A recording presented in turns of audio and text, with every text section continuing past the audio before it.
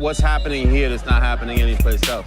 I mean, the competitive level starts at 4 years old. Classic rivalry. Hall of Fame type coaches, great personalities. All three schools, though, they changed the game of college football. Florida State Seminole, Miami Hurricanes, Florida Gators. You want to dominate your opponents and you want to get stoned, make sure that you roll up. It's the roll up, it's the vibes. Another beautiful day in the Sunshine State, and I am kicking it with the illest podcast host in all the land. Larry on CJ, what he do? Coolin'. Sitting still in Georgia for the last couple of weeks. Preparing for my journey. Good news. Yeah, man. It took long enough, man. I had the longest background check known to man. I thought they found that body, man. Thought they found it? No. But they tried to reinvestigate it. Hey, no body, no weapon. No face, no case. Hey, gotta let that go, man. Finally got all that cleared up. Savannah. I will be in. I'll be down there in about. I think my start date is the 10th. So I'll be down there. You got that Florida glow on you, dog. You look like a Floridian, man. Already, you look like you ready to soak in some better. Everybody think I'm from there. Everybody always think of me. Like even Savannah people be like, "You from Florida, right?" I'm like, "Nah." I think it just might be the Hurricanes thing, but whatever. Yeah, they got naturally around here. Everybody's a bulldog, pretty much. Yeah, they don't know. I'm pretty sure Georgians don't know that most Miami fans don't live here. So that's a fact. Right. How you doing, Steve?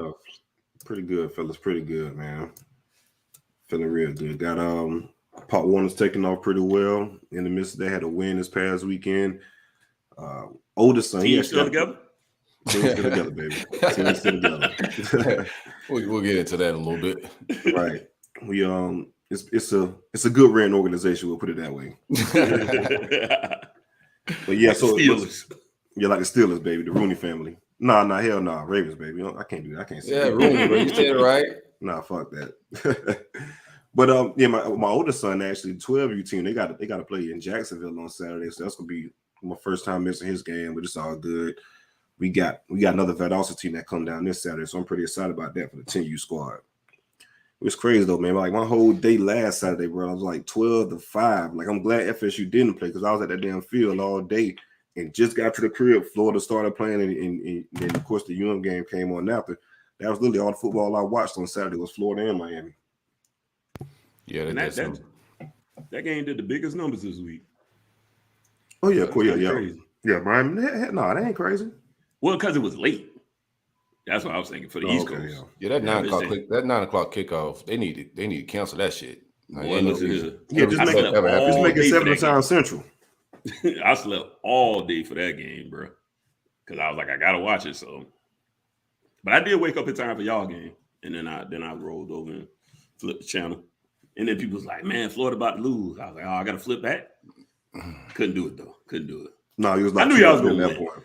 You know what I mean? I don't know, but I was saying the same thing for about 3 quarters, bro. Glad you knew because I damn sure ain't know. No, I just seriously, I was saying the same thing because right now, because my son was all in, like he was cheering hard as fuck for USF early. You feel me? Like he's a diabolical. Every like missed pass with he's like, man, son, relax, man. Don't even get too invested in this game. Florida gonna handle business and whoop these boys. Don't even get too invested. I said the next game though. That's the one. And UM game. Finna tighten that shit up, man. So we get to like the 3rd or 4th quarter, and I'll talk about the next game on TV.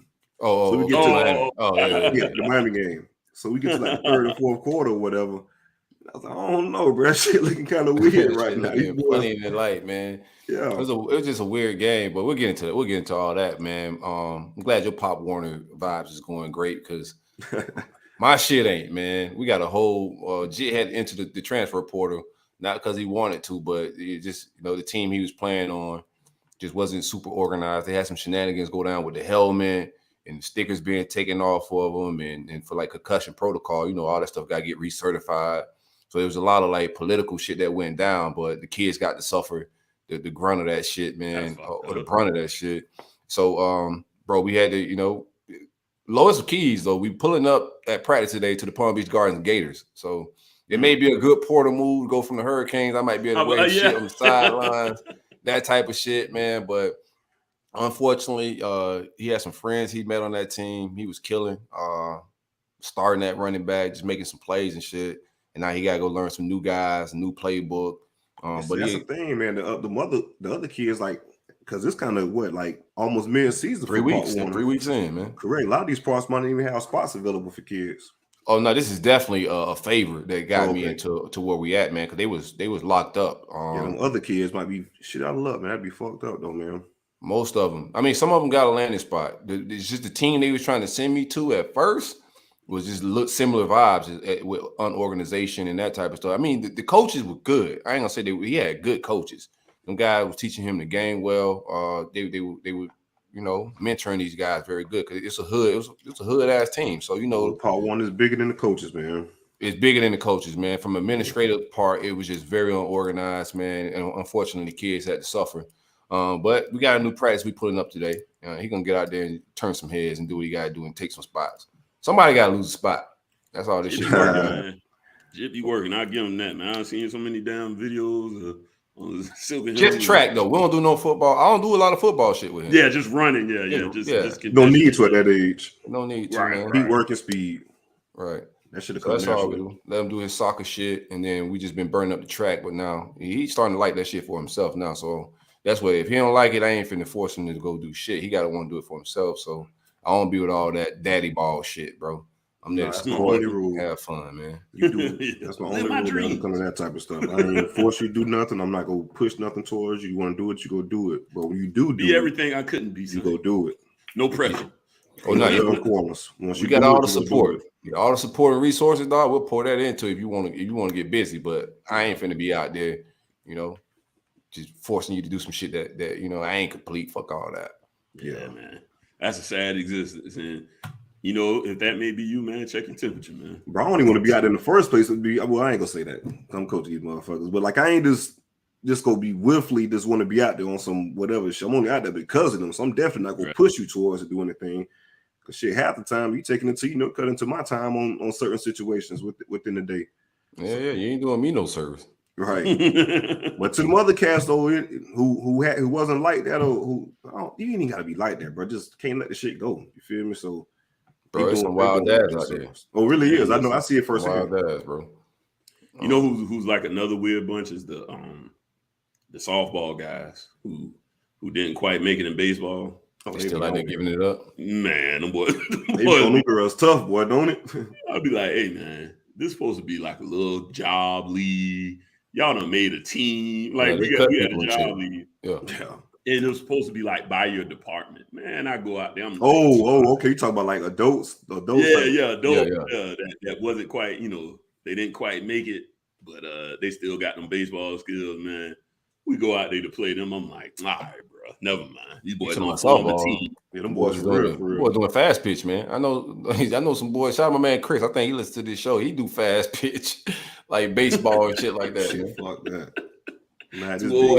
Boy be posting bats online. I'm like, God, that boy still buying Louisville Sluggers, man. I didn't know I was talking about you, Harlan, but maybe I am, bro. I wasn't trying to. Hey. It's over. Harlan got a kid on the way, man. So all that, I still think I can play ball shit by the end soon, boy. Oh, you got a Bambino on the way? Congratulations, man. I don't know if I broke some news, man. I didn't mean to break this shit either. God damn it. It's all good. We family here. Where y'all at with it though, man? Y'all seen, man, they got Herm out of there. Let's get this off at the top of the show, man, before we get into our shit. On the field too, boy. Teflon Herm. They fired Herm. We been saying that for almost a year, right? He lasted way longer than we thought, right? Yeah, shit. Well, he broke rules during the pandemic.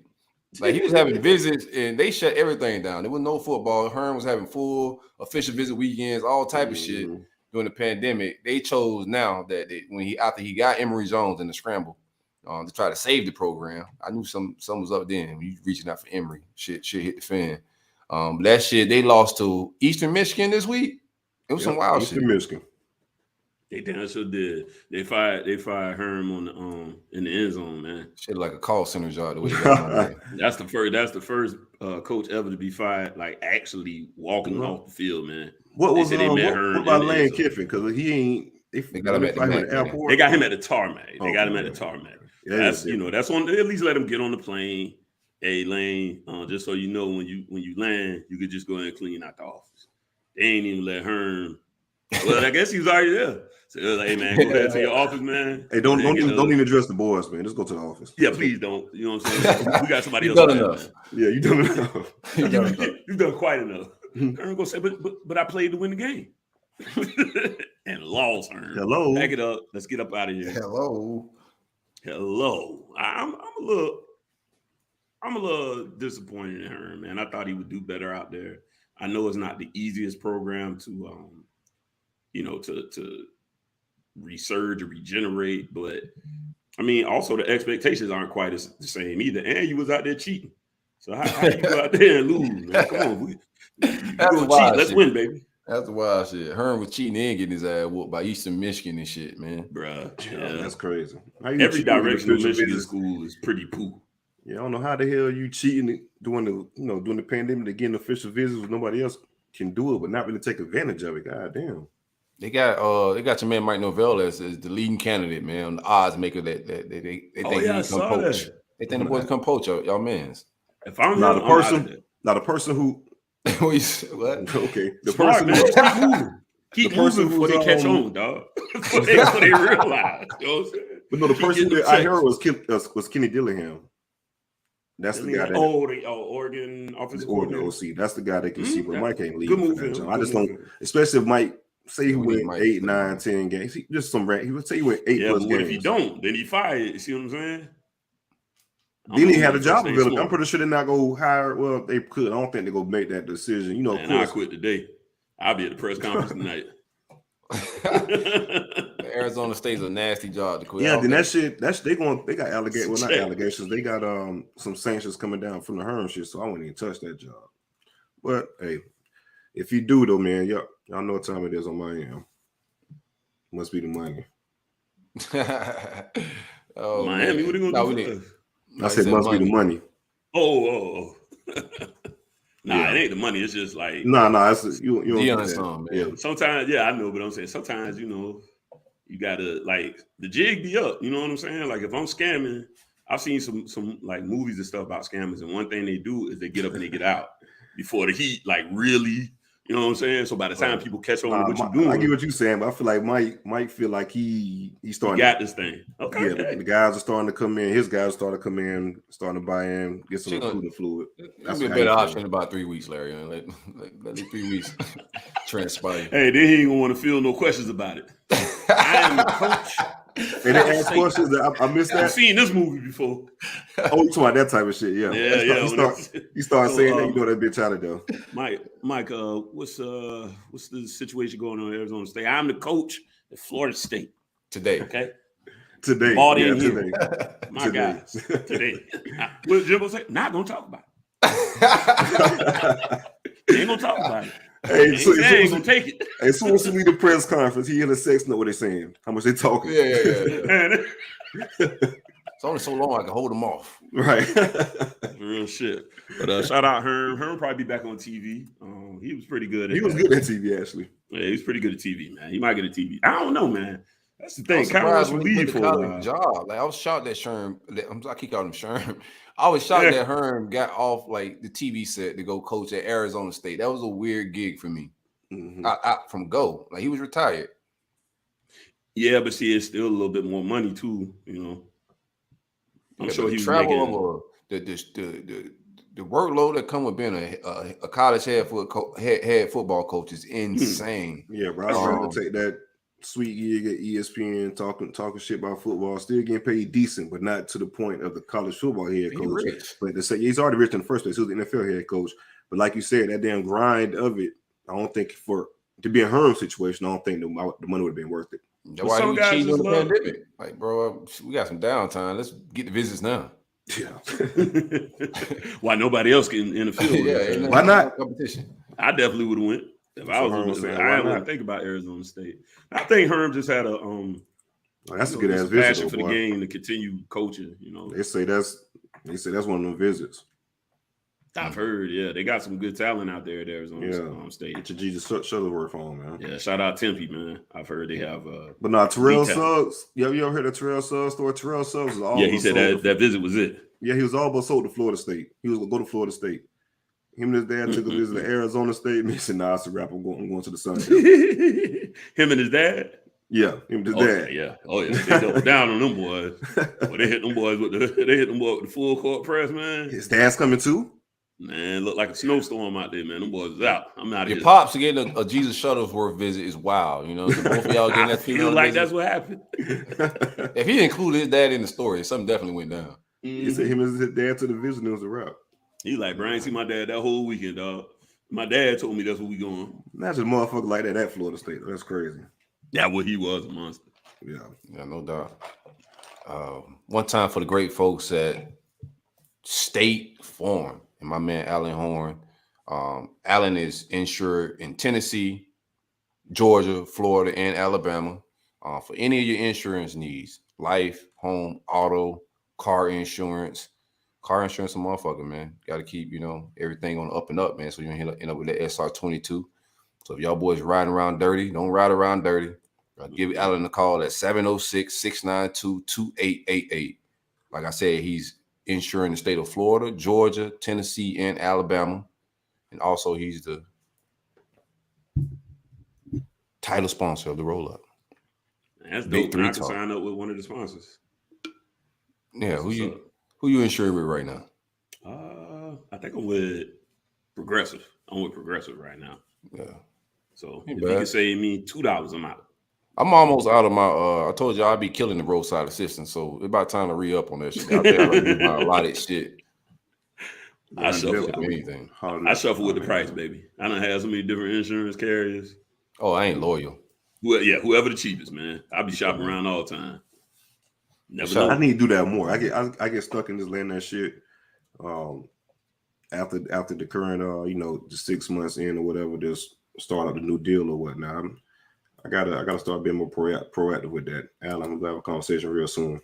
Yeah, man. Hit up Alan, man, if you're shopping around, man. Again, that number 706-692-2888. And that's Alan Horn, former Gator pitcher and also Yankee pitcher, man. Got some athletes around here, some good company to keep, man. Big3 Talk. Let's recap the games, fellas. I can kick it off. Let me get mine out the way. USF was quite the shit show. To say the least, man. Running game came in, I thought, very effective. We ran the ball 30 times for 217 yards, which was very productive. I think our issue came with the USF game was lack of opportunities. Defense couldn't get off the fucking field, so we didn't get a whole lot of opportunities. That we only got 48 plays on offense. 60% of those plays were run plays. The biggest issue came with the defense is not getting off the field.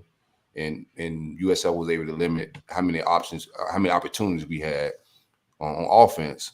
So that's just going to be, of course, the offense got to do better with passing the ball. We're like dead last in the SEC.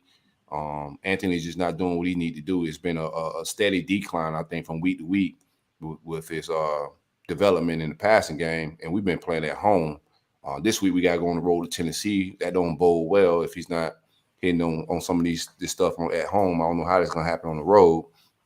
But nonetheless, the run game is very effective. I think we just need to stick to that more, and especially in situational football. If we're on the goal line, let's take some of his checks away and stuff like that. Just a lot of these options that he has, I don't think he's earned the right to have them just because he's not making good decisions. He's had 2 turnovers, two interceptions in back-to-back games. And it cost us the Kentucky game. It almost cost us the USF game. I just think from a scheme perspective, a lot just need to change as far as we can't worry about his stats and even his passing numbers. We gotta let that shit come to him. We can't be trying to force ways for the passing game to work. I think a lot of the running stuff we're getting with these big runs because these linebackers are focused on 15. They are locked on what he's doing, and that hesitation is giving these running backs more time and these linemen time to get upfield and get some hats on hats and us to get on the second level and the running backs do what they do. So just let the offense be what it is until defenses adjust, run the damn ball. That's just my outtake on the offense, man. I don't think the receivers have done a terrible job getting open. Is it a great wide receiver room? Nah, not by a long shot. But when you rewatch the film, man, guys are running open. They're not all open. And even when some of the 50-50 balls, if they're a legit 50-50 ball, I thought Justin Shorter came down with a real good one for a 30-yard catch to extend a drive in a crucial moment. Oh, that was a big catch. Big catch. And we've seen him do that. Even in the Kentucky game, early in the game, he won a 50-50 ball in similar fashion. So I'm not mad at those type of throws and those type of opportunities. But when Anthony gets to the point where he's thinking and he's scanning the field, man, I'm nervous than a hooker in church. That's straight up. I don't know where the ball's gonna go. It don't look like he's planting on his foot. I don't know injury-wise where he's at. I just seen a few clips of him get up and him look a little ginger on that leg, but he spoke about that as well with the media post game. They asked him about his running, if he's holding back. He said that him and Billy have had conversations about him not running as hard or him not running as much because the situation with the backup quarterback Jack Miller has been out with a thumb injury. He's back today, but also not fully back. So I don't know to what extent he's back, but he can grab a football right now. And Kidner was out as well. Kidner's is not a guy that we want to really throw out there. Billy hinted on him having better practice today or this week or late, however he wanted to word it. But with our quarterback situation in the last few weeks, if he went down, we would have been bringing out a walk-on. So I know they was trying to hold him back for those reasons, but mentally, you got to let this guy just go do what he do, man. You can't play not to get hurt. I applauded Billy's stance or his quarterback development and way he was handling AR from a mental standpoint. I still like it. The way he's doing things, every time he speaks to the media, he's trying to just give him some confidence and speak highly of the things that he does well, but also try to critique him in a constructive way. I like all that. But telling him or keeping him the mindset of not getting hurt, I think you're causing him more harm than good with that type of mindset, man. We just got to go out there and play football. And I think the best ability for that guy is him using his legs, play action off of it. We're not running the ball effective enough. And also they're not putting him in the positions where he could use his best skill set, in my opinion. And that's the biggest hindrance to the offense right now. What's the suspicion around possible injuries? Is it looking like a lower extremity, maybe an ankle, something like that? I personally think it's like foot ankle area. Like it's just like every time he gets up after like those runs and he's a little ginger, it don't look like a knee, like a planting foot type situation. And that's just me. I could be dead ass wrong. Who knows? But right. Even when he's throwing the ball, if you can't plant that front foot, in my mind, the ball gonna sail. Like I know he's not going to be the most accurate quarterback because he's raw. Like we've already had that argument on the show. But I think some of the stuff that we're seeing is coming from some type of injury. And I don't think they're hinting around it, but they're not coming flat out and saying that he's a little banged up. Yeah, my concern with that game is you got the quarterback that's struggling to run those backs, man. Those backs was killing. ETN and the kid from the transfer front that came over with Billy, and those guys were. You said what now? No, I'm saying my man, nice. What was his name? Number 2, right? Montreal Johnson. Yeah, he the real deal, man. Montreal. Yeah, those guys were eating. I mean, you put the USF away if you just run those guys instead of trying to make something he's not. So yeah, I got questions in regards to the play calling with that, man. I'm not understanding why you're not running behind those guys, just letting those guys do what they want to do against a G5 team in South Florida, and also that's keeping your defense off the field as well. Who couldn't really stop those guys from running. Yeah, right. The defense is struggling, and defense got to get the fuck off the field. That's one of our problems. Like we didn't get a whole lot of snaps. 48 snaps is not a lot of plays to run. So our defense got to get the hell out of the field. But look at what USF did. USF only completed like 2 or 3 passes, something ridiculous, bro, for 58 yards.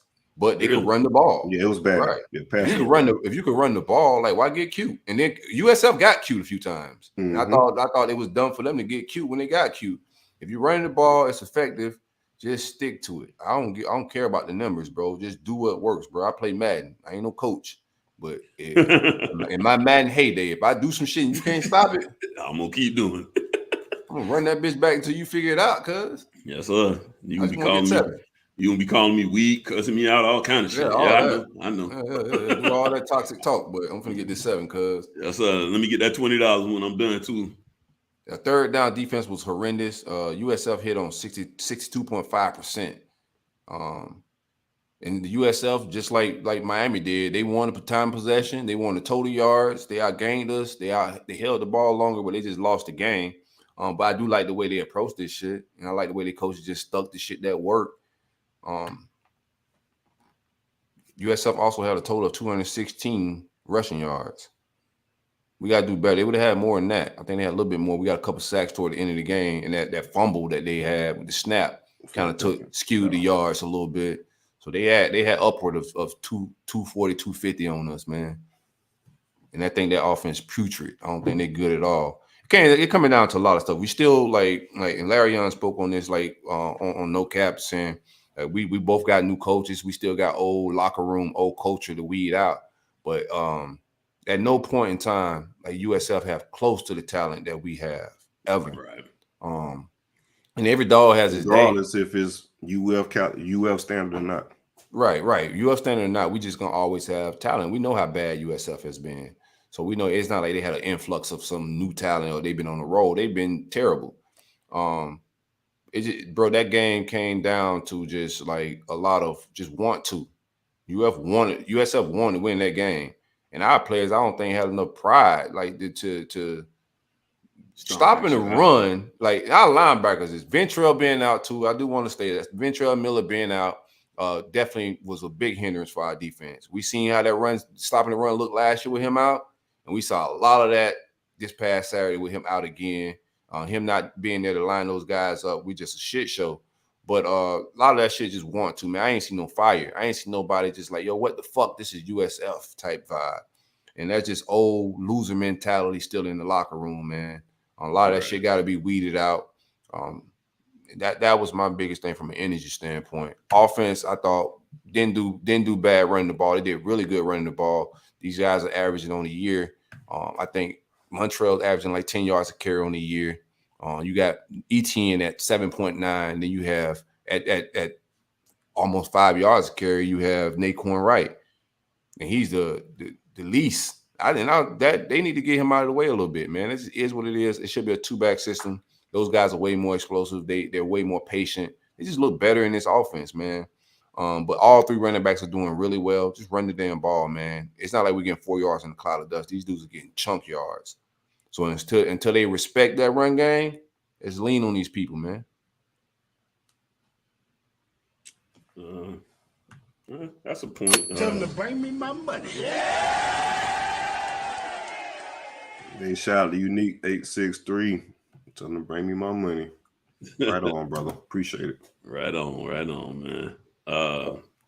Jaden Kimber had a great game. I spoke about him a lot in the offseason. I think right now our 2 best players on defense right now both came from Georgia. Brenton Cox, Jaden Kimber, both transfer. I just go to show you what the recruiting's like with Dan Mullen, man. But our best 2 players right now who playing the best football on defense are probably those 2 guys, man. I like the way Kimber plays the game. He's playing that shit with a club, pick 6 and shit. We haven't had a pick 6 since Chauncey Gardner versus Michigan in the Peach Bowl. And that was from a safety. To see it from a corner, like we didn't get one out of Kair, man. So to see that boy snag one with a club was just great sign, man. I think we got 2 lockdown corners with him and Marshall. Let's stop getting cute. We ain't got to play Avery Ham a whole lot, man. He's just not it. You know, like these guys are better. If you want to spell one of them, then you spell him in with Devin Moore because he's coming in and getting busy as well. But you got 3 really good corners right there. Rotate them 3, work there. Figure out that fucking safety room, man. I'm tired of Trey Dean doing all this goofy shit out the most regular ass plays, man. Routine shit. This man got to like do a whole Mr. Universe pose and shoot a Diddy video, dog. Just like after like fucking 10 yards, dog. I really be wondering what they head at with those kind of guys. No, nobody do it better than him. Do that like, shit. Trey Dean lead the league in that shit. I understand they all get a little weird with the celebrating. Like, dog, what are you celebrating? You losing. But Trey Dean gonna make it. If the camera's on him, some shit about to happen. About to make it hot. Yeah, he gotta do something. We got another Travis helmet. Shout out to the homie John Wilcox. He said still in the summer there was doubt on CBN's 60%. Coach Billy Napier, 60% run offense. Now we're asking for 80 plus. No, I ain't asking for 80 plus. I think situational football and like it changes everything. Like we only had 48 snaps, so that's 60. Like you ain't talking about a whole lot.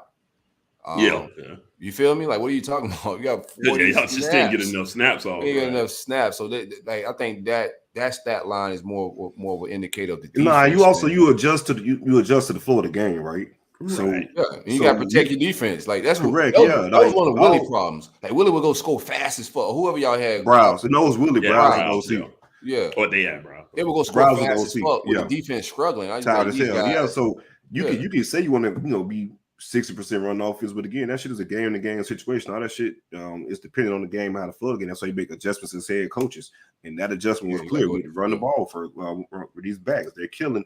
Let them boys eat. I don't know. Like, okay, Brack said, I don't know, man. Dan blew him out last year with the same players. What's the? I think Dan just schemes better. It could possibly be the answer to that. What do you think? So, but that's last year. Then we talking about. I mean, that's just last year. Yeah, that's true too. A lot of the roster was the same, but I think a lot of continuity, man. It's just it's just different. It's a totally different situation. And that game last year was ugly as fuck. I was at that game, so don't act like that shit. We went out there and ran away and blew them out, dog. That was not that type of game. We were all like, "What the fuck is going on?" After that USF game last year. Don't let the scoreboard like fool you with anything. We went out there and we looked like a shit show versus USF.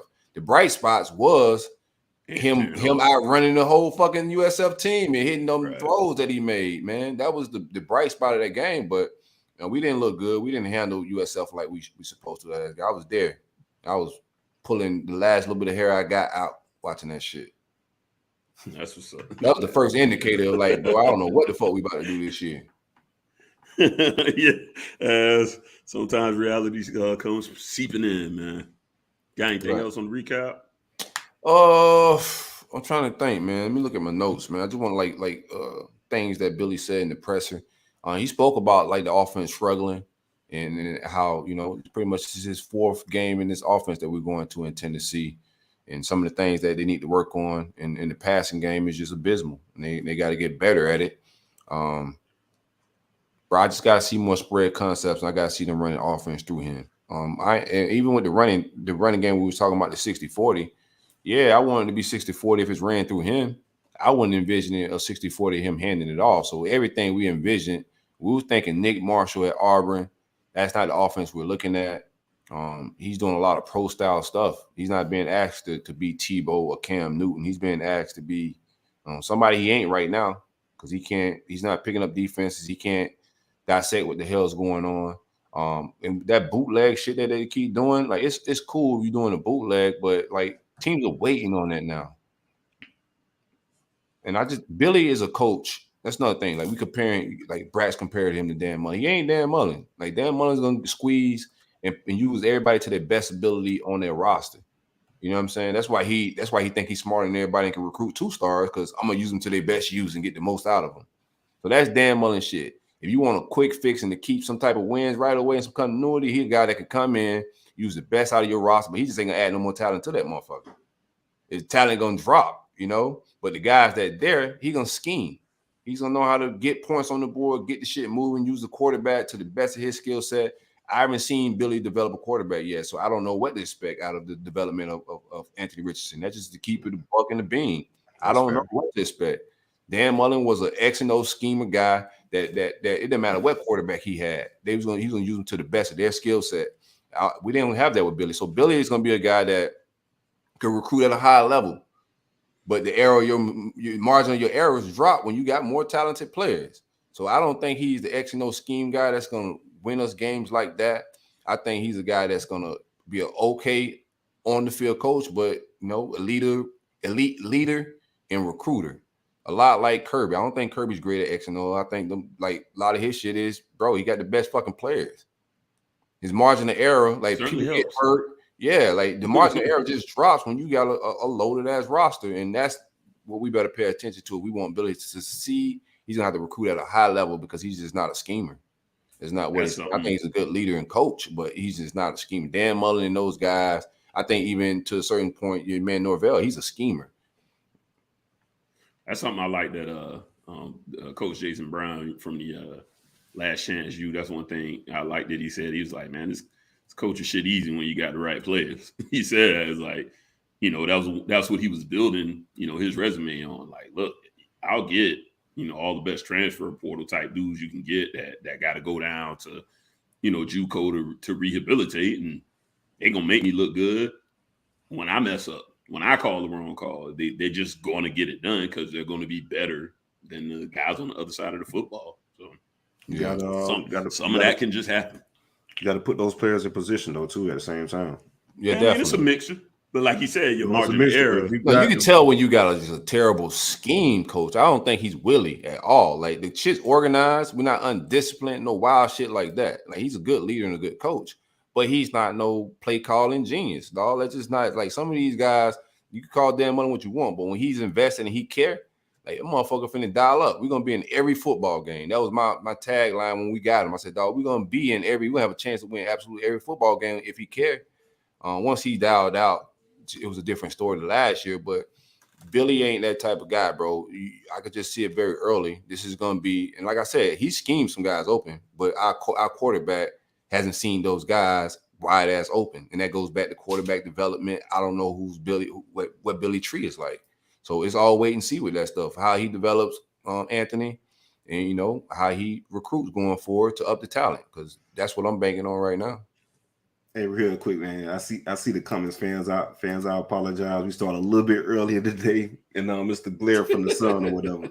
And I wasn't going to my bat cave in the garage right now because it's too fucking hot. Shit, no. Right. Y'all think he look like he glowing right now, right? Like an angel or something. He go in that garage, his ass gonna pass out. Yeah. Now it's the glare from the sun doing this time of day, man. I apologize. My bad. We all gonna be on 4K anyway next show. We got something for y'all. Oh yeah, we got some new shit on the way. We wanted to have it prepared for this show, but we just didn't have the time to pull it off, man. But real defense. I want to harp on the defense a little bit more. I didn't like, especially because they only threw the ball a few times. So I was confused why the hell we was back 6-7 yards when they weren't even throwing the ball, you know. And I think our defensive backs weren't playing bad. So I didn't like that my man Patrick Tony had a 6-7 yards off the ball. This is Florida, dog. This is not Louisiana, in the Sun Belt. Right. I know my man got a club on, but he doing some work with that club. They say CJ in God mode. And we got a halo around him. Super Saiyan CJ. Got an aura. I saw an aura, man. It was like aura. Give it to me, baby. Hey, right, just like that, right? That's that shit right there. I'm done with my review. Any more questions? Y'all good? Y'all got any more takes, man? No, I'm good. I did get to watch a decent amount of y'all game. I flipped over when ours got cranked up, but he's like, man, I need these boys to lose too, man. I did. I didn't say two at that point because we ain't lost yet. You know, I just knew it. Like I say, the football guys haven't quite blessed me just yet this year. So I was like, dog, when USF was driving, these motherfuckers blessed me this damn. They blessed me this year. And then he had to do wide open. I think he was talking about. I think it was Dean. He had beat on the sideline. That could have been so damn terrible. But he had Dean on that last drive beat. That could have been a touchdown or a big play, but he just threw him. I need to see Donovan McMillan, Kamari Wilson play the young safeties, bro. I've seen enough of these guys, man. You got two strong safeties back there that can't cover a fucking bed with a sheet. These guys are terrible, bro. Get these guys off my field, man. They super seniors still tapping their helmet for routine tackles, man. You ain't got no real highlights in the swamp, bro. That's like that's one thing I will say. That walk around here tapping your helmet, dog. We got real safeties that come down here and smack shit in this stadium. You making routine tackles and pounding your helmet like this. Get the fuck out of here, bro. Me too. I hate that. I thought you. I saw somebody in the comments say, man, that it brought me some flashbacks. Reminded me of Dontavius Jackson, the linebacker he had at FSU. Oh yeah, he was extra. I remember that. Give him a 20-yard damn run. This motherfucker he'll get up beating his damn chest and shit. Like, bro, it's a fucking first and 10, bro. What are you doing on the 20? They about to score. Like, what the fuck is you doing? Like, Man, I'm glad. Self-awareness, dog. That's how I be like, yeah, I know it. And like his old lady probably cheating on him. And he don't even know it. Right, for real. Self-awareness. He got no self-awareness, bro. Right. Like, bro, they had the 1 yard line. What do you shit's crazy. But to your point, though, what's man. Wrong? Right, what's wrong? Bitch, they about to score. We down by 14 in the first place. But to your point, though, if I'm gonna get beat, I'm gonna get beat for the young boys. Y'all down. I made the tackle. That be the vibe, bro. That's me first football. Yeah, like, all you care about is just getting your IG shit off and captions, like preparing the cameraman. You trying to find the camera and shit. You don't care about that you're about to lose to a direction of school in your stadium, about to make history. You on the verge on the wrong side of history, and you tapping your helmet like you doing some shit. Get your ass in the huddle, bro. Y'all see me? I'm going to the league. Hate all you want. One thing about that film, don't lie, bitch. They see the lead scouts see you making that 3rd and 15 tackle for 25 yards down the field. They can't. They see you bragging out there, giving up a 13, 14-yard game. They definitely finna give you the Wonder Lick. Oh yeah, fella, not too bright. They gonna give you the Wonder Bread. Right? Right? They give it to him twice. Yeah, this cat not too bright. What do with it? Yeah, you don't even know where the chain's at. You want to go next year? You want me to go? Yeah, I'll jump into it. So, all right. Going back to the Louisville game, it was some stuff that definitely concerned me in the first half, man. Like as far as just stopping Malik Cunningham in the run defense, it was bad. Not even just Malik Cunningham, just the running backs. That boy looked like Randall Cunningham on y'all. Man, what? That boy was moving, making throws. No, he made some throws in the first half that was impressive. But more so, like you said, it was just his legs. We couldn't contain him. So we made some adjustments in the second half. But that first half, it wasn't good football at all. And I kind of downplayed, not necessarily, I guess you could say, I guess I did downplay the loss of Fabian Lovett, saying that, we got some capable backups behind him. But the loss of Fabian Lovett was evident. It was big. A lot of those D tackles just look lost in certain situations of the game. So I'm not even sure when we're going to get him back, but it's evident that he was probably our best player on defense, just completely honest, top to bottom. Defensive tackles don't really get a lot of love when it comes to that, but just from what he brings, yeah, exactly. He was probably our best player on defense, without a doubt. Just seeing how the game changed from the first couple of weeks to that game 3, and the big missing component from the run defense was your defensive tackle. Yeah, that was a big loss. So guys got to step up, and Jaron Jackson got to step up in the middle. I know we get Malcolm Ray back. He got banged up against Louisville, and that's another topic we're going to get to pretty soon. But offensively, man, we look damn crisp first half. Jordan Travis started 11-11. Running backs, they did what they wanted to as far as the running game. So first half, the only issue I had was the defense. I like the adjustments we made, but we got to win, but it came at a cost, man. And it's the big topic of conversation is these injuries, right? All the people we had out. So Jared Verse, he was out. Fabian Lovett, we just discussed. Jordan Travis, he was out. You lost your left tackle and Robert Scott, backup defensive tackle, and Malcolm Ray, and Amarion Cooper, who's basically been hurt since the first game of the season. He didn't play at all the first game. Toughed it out against LSU. I thought the injury was behind him since we played LSU, but he didn't play at all. He probably played a couple snaps within his Louisville game. He's your best cover corner. So it's evident that in Norvell and staff has done an amazing job. Like it's shit's kind of pissed me off to the point of like they're tight-lipped as hell when it comes to injuries. We don't know shit. He's not letting shit out. All of his comments about it is pretty vague. If Jordan Travis is available to play, he's going to be available to play. I think that's like the protocol now. I think all coaches are like that now. Nobody ain't saying shit no more. But even with bad chums, like I kind of got the Fabian Lovett news a little early was it Fabian Lovett? Yeah, I got the Fabian Lovett news a little early saying that don't expect him to play at all this game. But overall, just like I had no clue Cooper was hurt. Just stuff like that. It was just really alarmed to see how banged up we are. So hopefully we can get back healthy. But some prognosis from those injuries are really well, man. I know a lot of people was holding their damn breath with Jordan Travis in regards to his injury, but I mean, people thought it was season ending. I think he probably thought so initially. But the prognosis came back pretty well. He should be back pretty soon. He was a full participant in practice today. KP, man. KP started that shit, man. KP did bring some bad mojo, bro. We got to have a conversation, bro. Mm-hmm. But yeah, man, he was a full participant in practice today, which was crazy to see. Of course, you can still see a little limp for him moving gingerly within how he walks and throughout the practice and the clips that I did see. Excuse me, but that's just positive as far as him from what we thought to what it is now. So I don't expect him to play this week against Boston College. I don't foresee we need him against Boston College, but Wake Forest are moving on. Once you get through that gauntlet of ranked teams, I do think he'll be back next week to get it going. So that's a big plus, especially from what it was looking like early. Man, I thought it was one of those here we go again type of moments.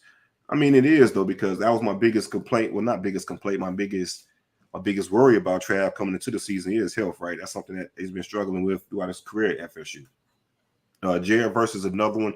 He was a guy that went down early in the first or second quarter, caught some friendly fire with a helmet to the knee that kind of twisted the wrong way. Just looking at replay, that was just a recipe for a disaster for a knee injury in regards to possible tears and some ligaments.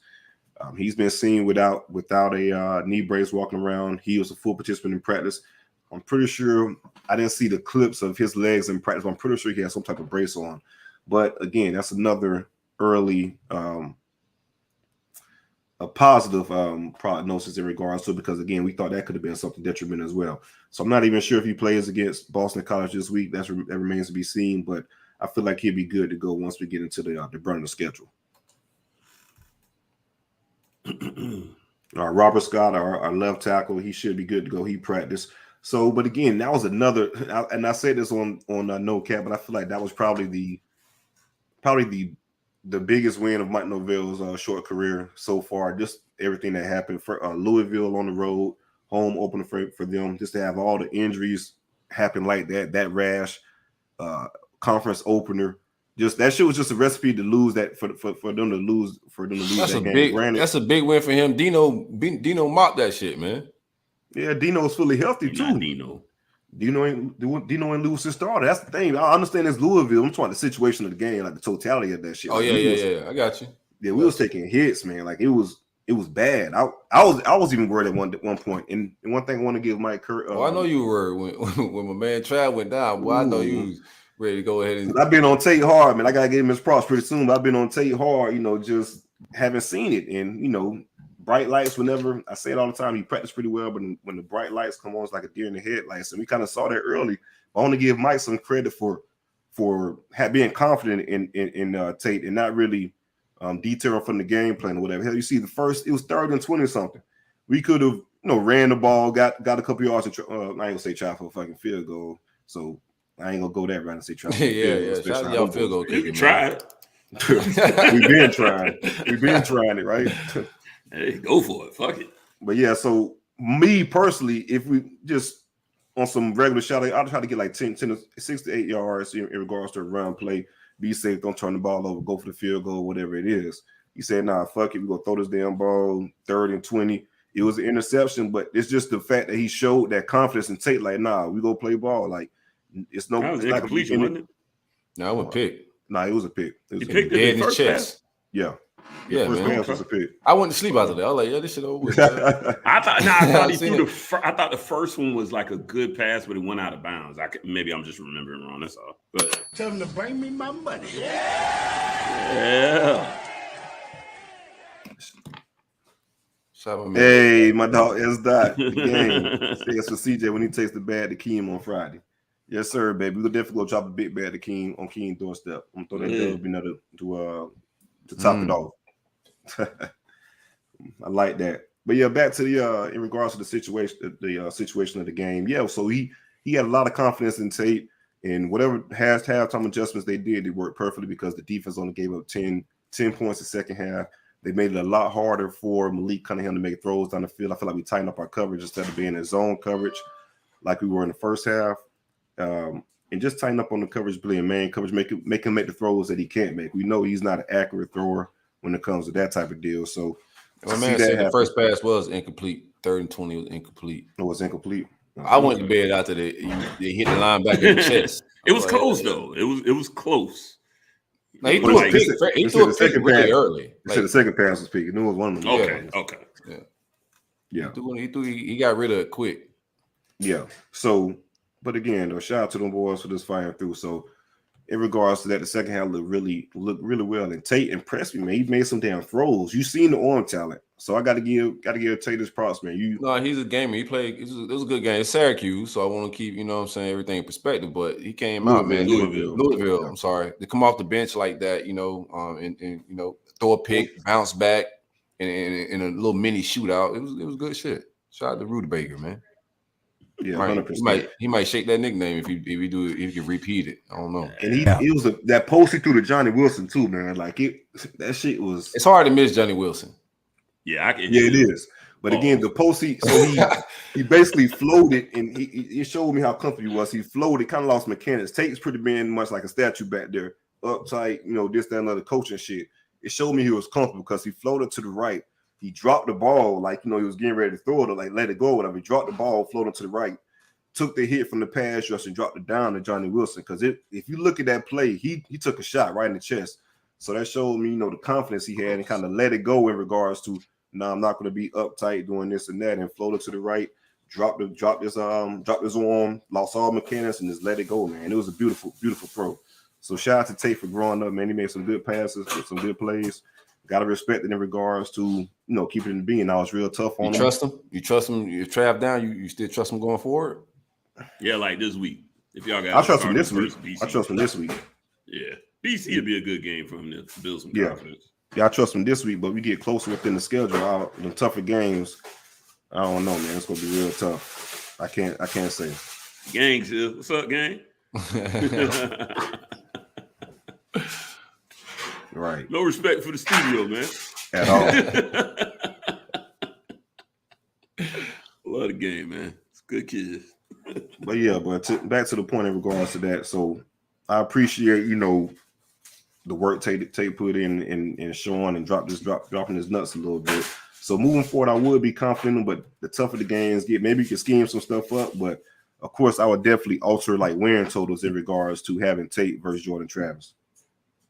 But the thing is, though, I think we'll have Jordan Travis back pretty soon, so that's a good thing. Like possibly, well, you say he was a full participant, right? So you expect him. You expect him this week against BC? No, I don't think he'll play against BC. Oh, okay, I think they'll rest him this week. Yeah, I think they rest him this week. Be smart. I think it was 16. BC's a pretty bad team so far. So yeah, I think it was 16.5 point favorite, and that's with them knowing that Jordan Travis is injured. Right. Boston College is just some mid, huh? They're pretty bad this year. They were a little better last year. This season, yeah, they off to a rough start. So I like the coach. I don't know if they still had that quarterback from last year. They had a pretty solid quarterback last year. I haven't been keeping up with Boston College since Ladazio left. Who coaching there now? Yeah, they got to be turning. No one even know who coaching them boys, man. I've been hearing good positive things about him. I don't know his name, Yeah, Zay Flowers is a guy. It's funny too because he's been doing this thing too. Like people was like about Jeff Hatley. He's the head coach. Jeff Hatley. Somebody hit me up and said, "Man, they was watching the Boston College game. I don't know why." And it was like, "Yo, yeah, Zay Flowers is definitely a guy that don't get me wrong. Boston College has some guys or whatnot that could get the job done. Like Zay Flowers, he's one of the best receivers in the conference. Was flirting with Miami at one point in regards to transferring. Who's that boy, man? Definitely. I'm happy he didn't go to Miami. But that was the funny part. That's exactly what my homeboy said. He's a Georgia fan. For some reason, he was watching BC game, and he was like, "Man, y'all ain't trying to get this number 4 kid or whatever." And I looked it up, and I was like, "Flowers." Oh yeah, we did. Shit, and the quarterback isn't bad as well. But yeah, they just haven't been able to get the ball to him, and just BC is bad overall. So I kind of they got 67 rushing yards on the season. Hey man, holy. What is you going can trip on? and get 67. I'm telling you, man. That is horrendous. Right. So on the season? 3 games in, they've been bad. yards a game. That's crazy. Yeah, that's outlandish. Yeah. I don't know what. That's why Braxton's take was crazy. They're probably the worst team in the ACC at this point. All his takes is crazy, man. He don't believe that shit. But I don't know. He like Skip Braxton. He's ahead of his time, man. Yeah, but in regards to the game, man, it was a tough fought game. My dude, as far as the injuries, he was one of those games that you. It's a nightmare game, injury. Yeah, nightmare game, injury wise. But everybody okay? All right. You check a pulse. No, you know what I love, bro? It's been a while since it was just wildly disruptive. I always be one. We need a CJ cam. We need like to flip it so we can just see what in the hell. Oh, he done blacked out on us. I'm about to call them people. Hell, I want like a CJ cam so we can turn around and be like, "What are y'all doing?" It seems like they like dropping pots and pans sometimes, man. That should be having me dying. But yeah, I wonder if you had anything else. I think see, you good with the recap? Yeah, I think. Where you at with it, man? I'll get into our game. If he has anything, he can kind of. Yeah, we got time. Yeah, he can interject. Well, we lost. We took the show on the road and lost to Texas A&M, 17-9. We got a real quick super chat from my man BKP and a lot of numbers. Y'all boys flourish. Go Gators, man. Appreciate that love, man. We appreciate everybody that's super chatting with us. Y'all pound that like button, subscribe, share it. Text your mom and them, let them know we on here talking that shit. So CJ gave the kids that do it again look. Do it again. I dare you to do it again. Say that name. You got it. Nah, it's cool. You better watch your mouth. Jamal. Yeah, it's a weird way to say Jamal. Or a different way to spell Jamal. That's kind of cool. Shout out to Jamal, man. Shout out Jamal. Anyway. You got a lot of silent shit in your Jamal. Yeah. I think it's just phonetically like playing around with some different things. Gotcha. But yeah, we took the show on the road, went into College Station. Oh, that's Spanish for Jamal. Thank you, Taylor. We went into College Station. I Spanish people had Jamals. It's crazy. I mean, they got I believed you, so we'll just roll with it. It'll be a roll-up fact. We went in there, did not secure the victory. Played probably the best game you could play to lose. Is one of the weirdest games. Hell no, y'all ain't scored no touchdown. That's what I'm saying. But in all these other ways, we beat them in every other way, which is the weirdest way. That's what I'm saying. It's the weirdest way to lose a game. I never fell out of the game. USF saying all that shit you saying. I never felt like they were the better team. We just couldn't quite put all the pieces together. Offensively, we outgained them. We moved the ball well.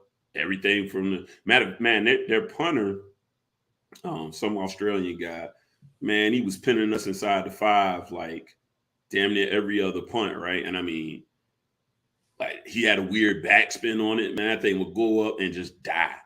And then, we just couldn't pull off what we need. We'd drive the ball down the field and get down to that 20. And due to several factors, I did watch the somebody put it in our chat, I think the roll-up chat, the Zach Smith breakdown of the red zone play calling. And I mean, call them what you want. I fuck with Zach, but Zach energy be off. It's coming from a negative place. He's the biggest hater. Breakdown, but that energy be way. I'm like, bro, it's like, yeah, dog, why you hate that man? Like, the problem is, this is the problem with Zach. I'll say this. Come on, man. You come from a fraternity, dog. You disrespecting all of the fraternity rules. You know what I mean? You're a coach. Right. I understand you kind of got blackballed from the game, but now you're breaking the rules and talking down on coaches. I think he was talking about Dan Mullen kids out of infidelity and shit. Bruh, that's crazy. He told Tom Herman. It's like, bruh, being a snitch ain't never gonna be cool, man. Like you can't be riding around with me while I'm doing my dirt and you doing yours, and then cause you get busted. Now it's Larry did this too. Hey, wait a minute, pimpin'. Larry didn't get caught. You know the rules to the game. But anyways, back to I did watch this little breakdown. I thought it was a cool breakdown. I thought it was a fair breakdown. I thought, regardless of why he was coming at Gaddis like that. Well, he's a wide receiver coach at Michigan. My man is from Ohio State, Zach, so I can get it. I'm pretty sure he had aspirations of being an offensive coordinator as well. Right. There's a lot of bitterness in it, but I get it. That's exactly what I say. He's like, shit, I should have this job. I should have these jobs. But Zach, I hate to break it to you, brother. Wife beater, whether you did it or not saying you did, it's just a bad stink, man. It's just hard to wash off, man. I don't mean to laugh, dog, but that's crazy. I mean, I'm just saying, I'm not accusing the dude of nothing. I have no idea, but that's a bad stink. But I mean, he's found his niche in being a villain of college football, so it's working for him in his own way. But choose your fighter. Choose your fighter real quick. Him and Jason Brown. Ooh. Jason Brown. Jason Brown Zach, going crazy. Zach seems angrier, man. I think Zach's been around the bigger leagues, been around some of the biggest slime balls the game's ever seen. He has been around Urban. Yeah, so it's like he's learned for the best. Yeah, sure. I think he's just, I think Jason Brown just needed that opportunity to get to the next level and be that Zach kind of guy, but never got that shot, man. But yeah, I thought he gave a fair breakdown. He broke down, for those who didn't see it, but he broke down our red zone trips. And, from a coach's perspective, from a guy who knows the game, he's been around it obviously for a very long time. He had some fair critiques about some of the play calling, especially in the red zone. Concepts was nuts. Yeah, they weren't the best, man. And I'm not the biggest X and O's guys, but if you can sit, but I am a man who can comprehend. So when you sit down and make it kind of plain to me, I'm like, okay, yeah, you are making a lot of sense here. So that's something Gattis is going to have to polish up on. He's got to figure out how to not just move the ball, how to matriculate is one thing. We have to make sure that when we get down in the 20s, we get in 6, not 3. And that was probably the story of the game, quite honestly. Ran the ball pretty well.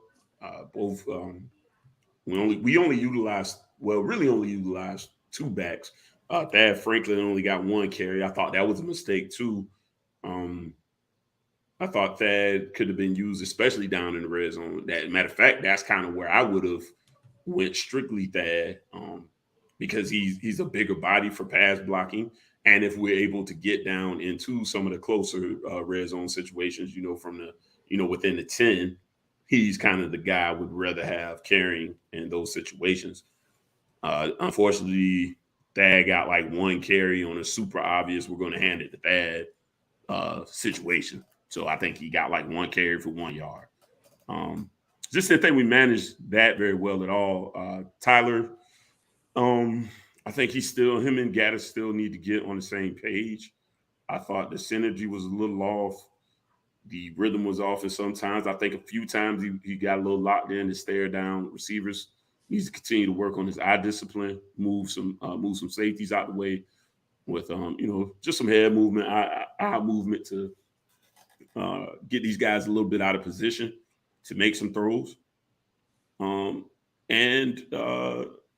Likewise, I thought Gattis actually schemed up some really good stuff as well that would have worked if we could get this receiving room just up to snuff. These guys just aren't creating separation on a regular basis with any type of consistency. This was the first game. Previous to this game, we only had 1 drop, and I believe that was that was actually by Rooster.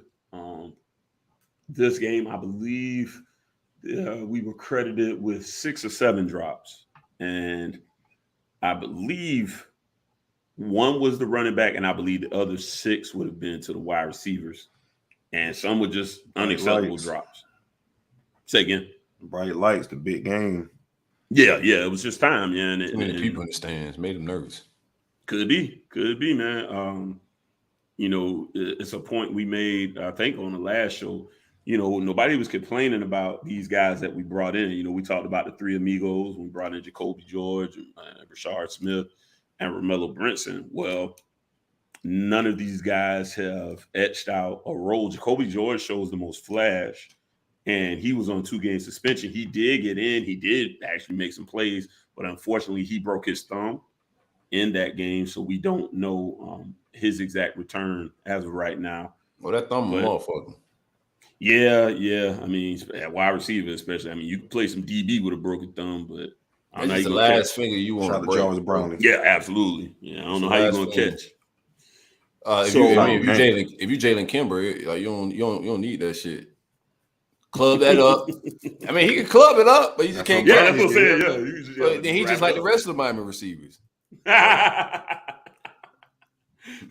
Jarvis Brown did had the exact same club on.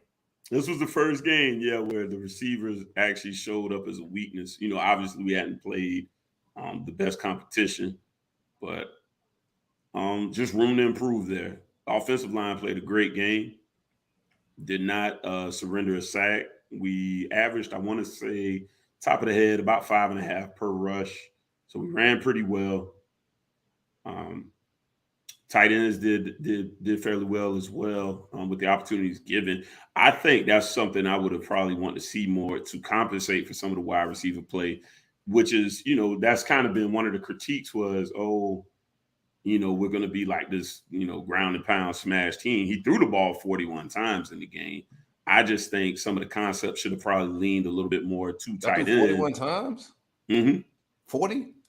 Yeah, I think he was. Hold on, I'll pull it up. I think he was 21 for 41. Holy shit, that's terrible. Yeah, let me double check. I got it in my notes here. I got to the point where I usually could just go off the top, but that's a lot of pitching it around the park for that type of production. Yeah, he was 21 for 41, 217. So he only averaged 5. I like that. I like how you hurt. That's nasty. That's nasty. No, that's nasty, bro. That's nasty, bro. I didn't know he had 41 pitches. That's nasty. Y'all, in my opinion, Jake. I know no quarterback controversy, but in that type of situation, I think you give him a nod just see if he can get a spark. I know the receivers had some drops, but he also had some just velocity thrown balls that were just off. You know what I'm saying? It's gonna be interesting to follow it going forward. We'll see how Mario handles it. I agree. I thought a couple of his passes came out a little bit wobbly. Didn't look quite as crisp as I would think. So I don't know if maybe he's dealing with a thumb or some sort of hand injury. Of course, they're not going to say that. He's obviously the leader of the team, like we just spoke on injuries. But some of the passes I saw didn't look very characteristic of him. So I wonder that it could possibly be a factor within that. But yeah, I agree. If we're going to throw the ball around 41 times, and you had some success with the tight ends, I don't understand why we didn't target them, possibly a little bit more. Mallory was the leading receiver for the night at 6 for 56. His long play was 21, but I thought we could have went to Arroyo a little bit more. He only had one catch, but it was 29 yards. I think he's a really athletic, gifted guy. I think he's a bigger matchup. Mismatched than Will Mallory. I think he has a little more speed in him. And I think he's a better blocker already than Mallory is. Mallory blocks like he's blind.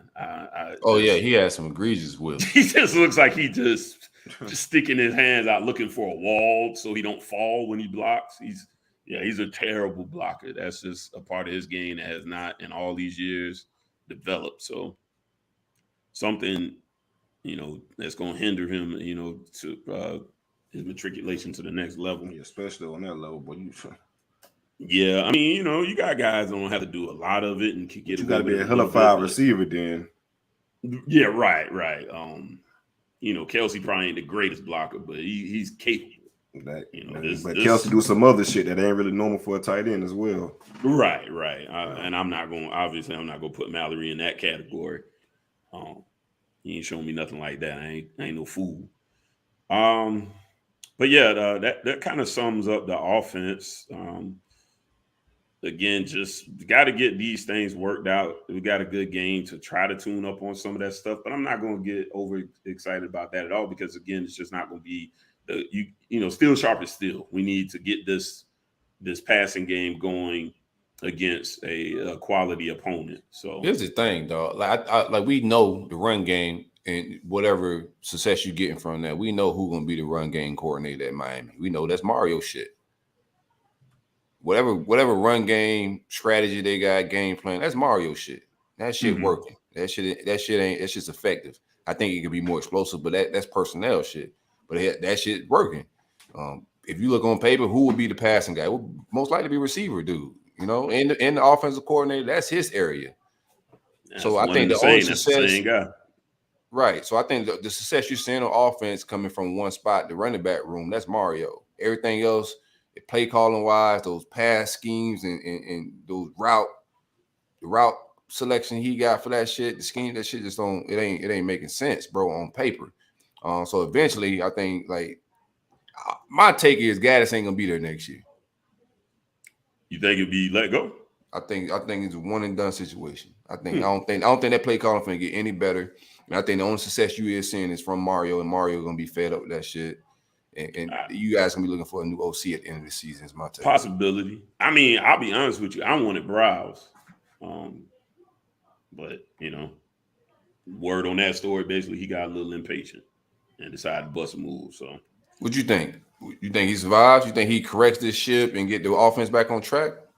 It's tough to say. I think because there were some plays that were schemed open. I mean, he had some guys schemed open, and TBD just didn't see him.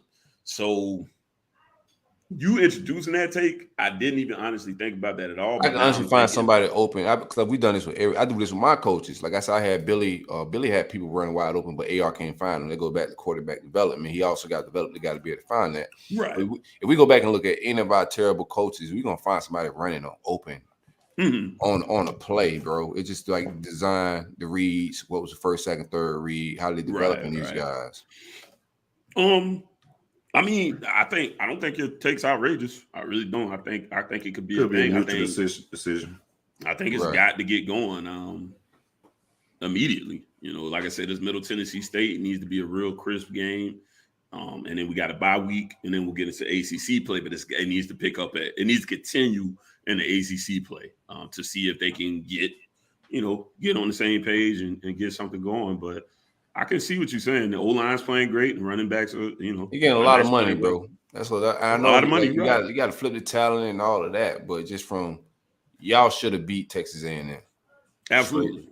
Straight up. I don't see I know we still recapping that game. There's no reason why y'all should have lost that game. I agreed 1,000%, and that was where I'm going to ultimately, kind of like you're saying, I got to come back to the OC and making sure we're getting these points when we're in those positions.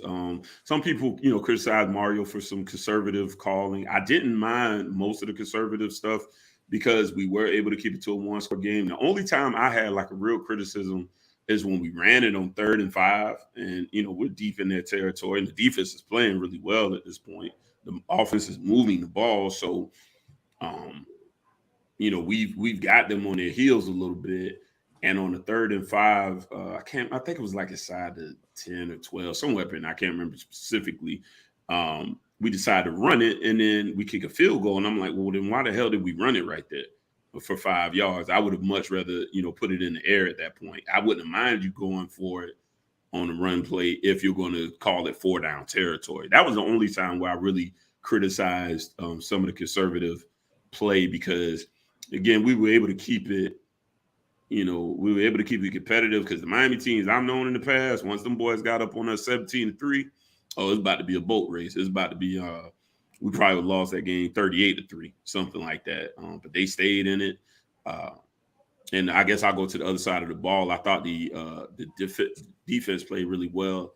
Adjustments came pretty early in that game. I thought instead of waiting quite to halftime, I think they actually made some adjustments going into the second quarter that help us be that much more effective against, Max Johnson is, a serviceable quarterback. The A-Chain kid, that was my first time to get to see him, but I could definitely see the explosion. He's a guy that's got good balance. I think they say he's like a 10-400 guy, something like that. He's an explosive guy. Yeah, he's a guy with a lot of burst. He's got good lower body strength and balance. Great job tackling him, man. He was a guy, except the one play where he ended up scoring the only touchdown of the game. And that came off a poor play by Tyreek Stevenson. He kind of got a little bit lost on the punt return, and I thought he was going to clear away from the ball. Again, shout out to that punter, man. That dude knows how to make the ball kind of hang up there and get a lot of air, a lot of hang time. And I think that threw Tyreek off. And man, they know what you lost. But you got to clear away if you can't find it. Like, if you can't find it, man, just get away. The old school rule, just get away. Just get away. And he made a bad decision. But shout out to him keeping his head in the game. He went out and played a great defensive game after that. He didn't allow that moment to – it bothered him. It definitely bothered him. I saw Corey Couch go over to him and kind of, smack him on the helmet and be like, hey, man, like, we got a lot of football left. Don't you go into that dark place. Let's continue to play this game. We got plenty of opportunity to win this game. But in general, the defense did a good job tackling, get it to the football. I believe our total missed tackles on this game was, I want to say 10. I can't remember my PFF login info. I got to get that so I can get some of them nerdier stats for those who want like the real specifics. But not a poor tackling game at all. I think boy James Williams played a great game. Cam Kitchens again played really well. The safeties are playing just great football. They're seeing a ton of snaps. That's another reason Avonte Williams again hasn't cracked the rotation as much. These guys are playing like 50 snaps, but they're playing. Is Graham still cool? Yeah, is who now? His Graham. You still got the Graham to go? Instagram. I can't speak on it. You got to call him yourself. I can't speak on that man business as far as that go, but Instagram, bro. We talking about the Graham. I know what you're talking about. That ain't business. Public information, dog. I don't know. I never follow him. I don't know if he's private, public. I don't know. But he still was out there, again, still playing special teams. The defensive front did an excellent job against the run. We were able to bottle a lot of that up. We were able to get to Max Johnson. Plenty of pressures. Brought him down for 3 sacks. Max did tear off a couple of little runs. He looked a lot better than TVD running the ball. And I'm like, bro, they like the same size, but man, TVD got no business. Got no business running the football, man. Don't want to do that. Bring in Jakari Brown. That's how I know he's gonna be fired. I don't know who came up with that shit. I don't know, bro. Anybody that got in the game playing room say, I think we could get TVD off the edge a few times. Anybody that said that shit gotta go. Man, that dude look like he running backwards, man. That's not his in his wheelhouse. If we want to do that, I'd love to see, like a Jakari Brown package. We would bring him in maybe 3 to 5 plays, maybe. But yeah, he looked entirely too slow to be running those plays. D-line played great. Sneaky quickness. Some of the highlight guys, I thought Jackson played really well, number 6. Taylor, again, his snaps continue to increase. He's showing a lot of promise there. I think he had the 3rd most snaps down on the D-line, so earning his place there and showing why he was a 5-star recruit. I think he'll continue to develop, and I think you'll see him play a lot more as the year goes on. My boy Harvey finally got him a sack. Been a while. They kept telling us he was that guy. He finally pulled it off. And Agude played a pretty good game as well. Linebackers. Actually, I looked at the PFF grades. Our best player according to PFF was Corey Flagg. Corey Flagg played a really good game, and as did Caleb Johnson. They played the same position though, so it was funny. Some people were like, "Can we get both on the field at the same time?" And Steele was like, well, "No, they play the same position." You wouldn't have your plumber doing your drywalling, and you wouldn't have your drywaller doing your plumbing. So those guys did step up. Something we desperately needed was better linebacker play. So they did a great job there as well. And a guy that definitely got to get some love is the much maligned DJ Ivey. DJ Ivey played an absolutely great game. He was a sticky cornerback, man. He was in the hip pocket of those guys and did a great job of he wasn't giving anything up. Played great football.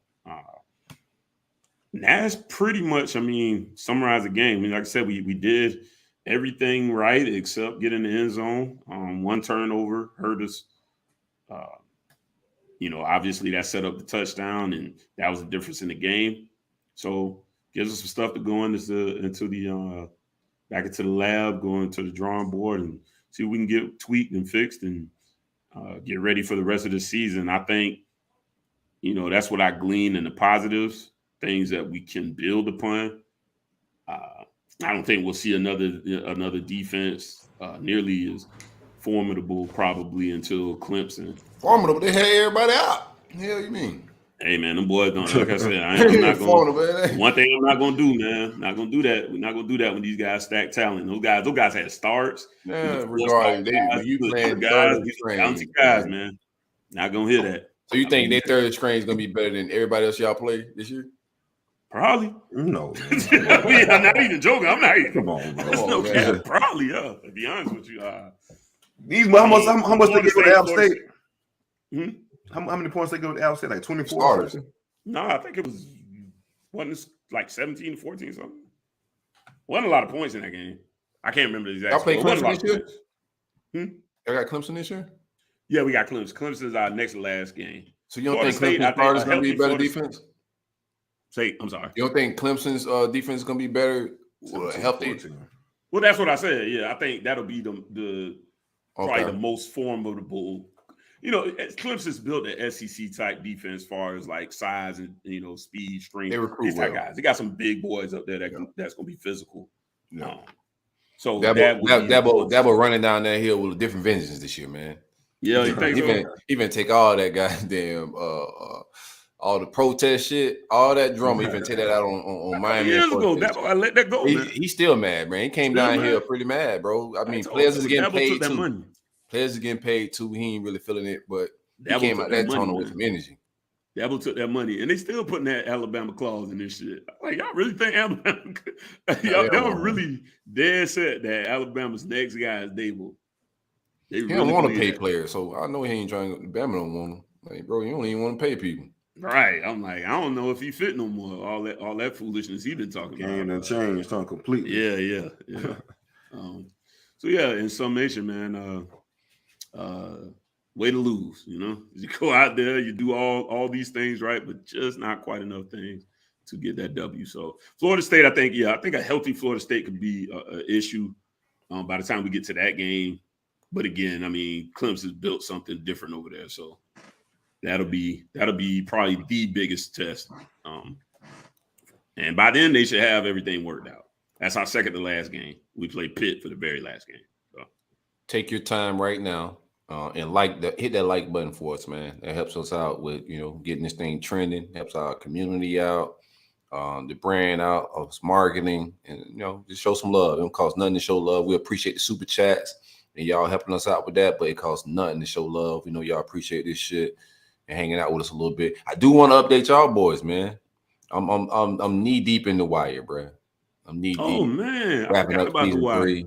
Oh yeah, dog. Season 3. Oh man, yeah, wrapping up. So you made it through the toughest season, I think, probably 2. I thought 2 was good, but I like it. Yeah, a lot of people good. It like just wasn't a part of ones. It wasn't a lot of kill murder shit, Right, it flowed down to tell a story, but I think that shit was very good with setting up. You got to know the characters, the home and also life, too. If you watch the shit. entire series, 2 plays a big part in it.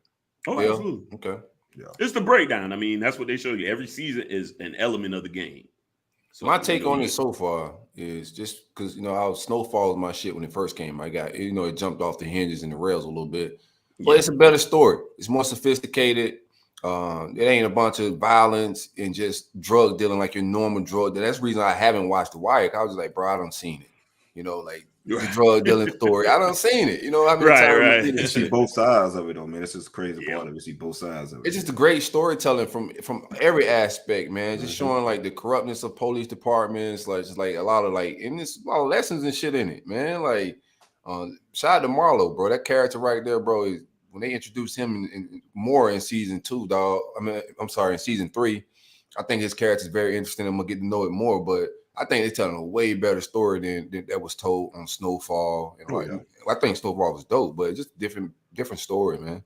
Right, and that one's rooted in more truth. With Snowfall, it really was kind of like more or less inspired by Freeway Rick, but that's not at all. Like I've heard Freeway Rick's actual story. It ain't even close to his actual story. Yeah, it's just the basis of the feds putting money in the hood with a guy. Right, that basics of it is Rick Ross's story. Right, but this story is actually embedded more in truth. A drug ring that was going on in Baltimore at the time. So they definitely kind of stuck a little closer to the truth on that one. But great story, man. I told you HBO love Baltimore, man. HBO don't miss often either. They saw no rare, very rare. And I think season 3 might be my favorite season. That's one with the kids, right? The kids. Season 3, the kids. Is that 4? It's been a while since I watched it. Three is my man got out of jail. It's 4. I think it's 4. Yeah, go ahead. I think you. Yeah, that's right. That's this pretty much the end of. Well, I don't want to go too far. That's pretty much. Yeah. Okay. Yeah. It's season 4. 4 focuses more on like the younger kids. Yeah, this is pretty much the old head versus the new head type of deal. Right. Yeah, the clash. Did you see? Before we move out of this real quick, the judge, is that what it's called? Run This Town. Oh yeah, I've seen Judge. With Brian, what's his name? Brian. You only had one season, right? Actor. You only had one season of the Judge, right? Yeah, it's only been one season. That's your boy from Breaking Bad, right? Bryan Cranston. Yeah, man, that dude's a phenomenal actor, man. What a great. That show is pretty good. Motherfucker's always nervous. Bro, he's a good. He's a great ass actor. He's a nervous wreck and everything he plays. I do. I believe he's scared as fuck. Facts. That's what's up. Okay. What we getting? Recap. Preview. I'm sorry. Preview, man. I got a guest coming on, so I'm waiting on my guest to pull up to do the Tennessee. So you guys can kick it off, man. What you got? Who you got? Boston College ain't about shit. Middle Tennessee State ain't about shit. I got them boys covering them. What you expect out of this game? You know, it's like fixing wise. Man, listen. This is the funniest thing. I went to Middle Tennessee 247. Boys got an air raid offense, man. They might run down on y'all with that shit. No. So I went to their page, bro. I swear to you, I'm not lying to you. I went to their 247, and I was like, all right, let me gather some intel. Bro. Bro, their page is literally broken. Like, when you go to their page, it says stuff like insert ad here. When you clicked on it, it was like I saw the first story was kind of about one of their guys. The second story is about Miami. So I was like, bro, I cannot get any real intel on what Middle Tennessee State is or does. I do know they run the air raid. They're going to be, up tempo. They've had the same coach, I believe, for like 16 years. So this guy's been, he's a staple of the community and the school. Yeah, he's probably the athletic director, the coach, and the English teacher. Mayor, the chief of the fire department. You ever see them shows like with a dude just be the same dude, you just put a different hat on? Right. Turn around, I need to talk to the mayor. Hold on. Middle Tennessee a dope place though, man. I had a couple homeboys that played though. Yeah. That's all I can tell you about Middle Tennessee though. I will not expect a lot of sacks. These guys are going to get rid of the football really fast. I looked, and their running stats actually weren't that bad, especially for them to be an air raid offense. They were like 113 a game. To my understanding, a lot of the running game is kind of an extension of the passing game. So they'll be throwing a lot of stuff out the backfield, swing routes to try and just get rid of the ball fast, try to spread the defense out and move the ball as fast as they can. They have a really aggressive defense, but I just don't see them being able to be effective against that O-line. They seem to have gelled more. I think they have to keep the head in the game because Southern Miss was able to get some pressure and a few sacks. I think I don't want to see any fall off because it's Middle Tennessee State. Let me say that. That's the biggest thing to me. What I want to see out of this game is the passing game get going so that they can, take that week off and continue to fine-tune the passing game, prepare for ACC play because it's about to get real. I don't care, whatever the talent you may think or don't think is or isn't in there. I think right now ACC's got like 5 out of the top 25 currently. So you're going to have some competition on that schedule. Obviously, even with Florida State not quite being ranked yet, you got your rivalry games. So we're getting ready to start playing some real games. So I want to see the passing game get going. I want to see Tyler Van Dyke continue to stay clean. I don't want no grass stains on his jersey. They are going to try to apply pressure, which will kind of mix it up a little bit more because I think we're going to end up having just some wide open guys because I think they feel like the best shot they got is to just try to get them a little frazzled. So if he ain't got no grass on his jersey, you think when he tuck it on the right side, this time he gonna take it to the house? He might, man. At least 40. He might. That 5'5" 40 he got, man. He might rip off some shit on them people, man.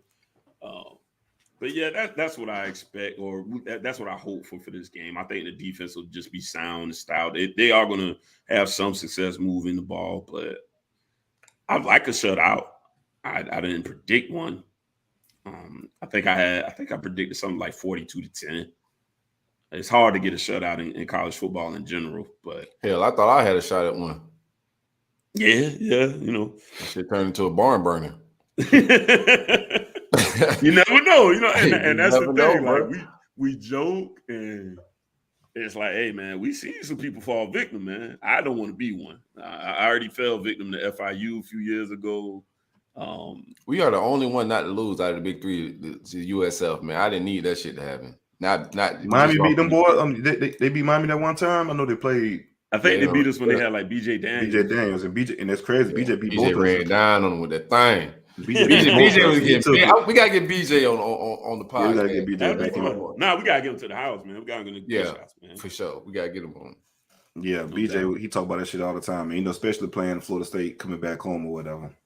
For sure, no doubt.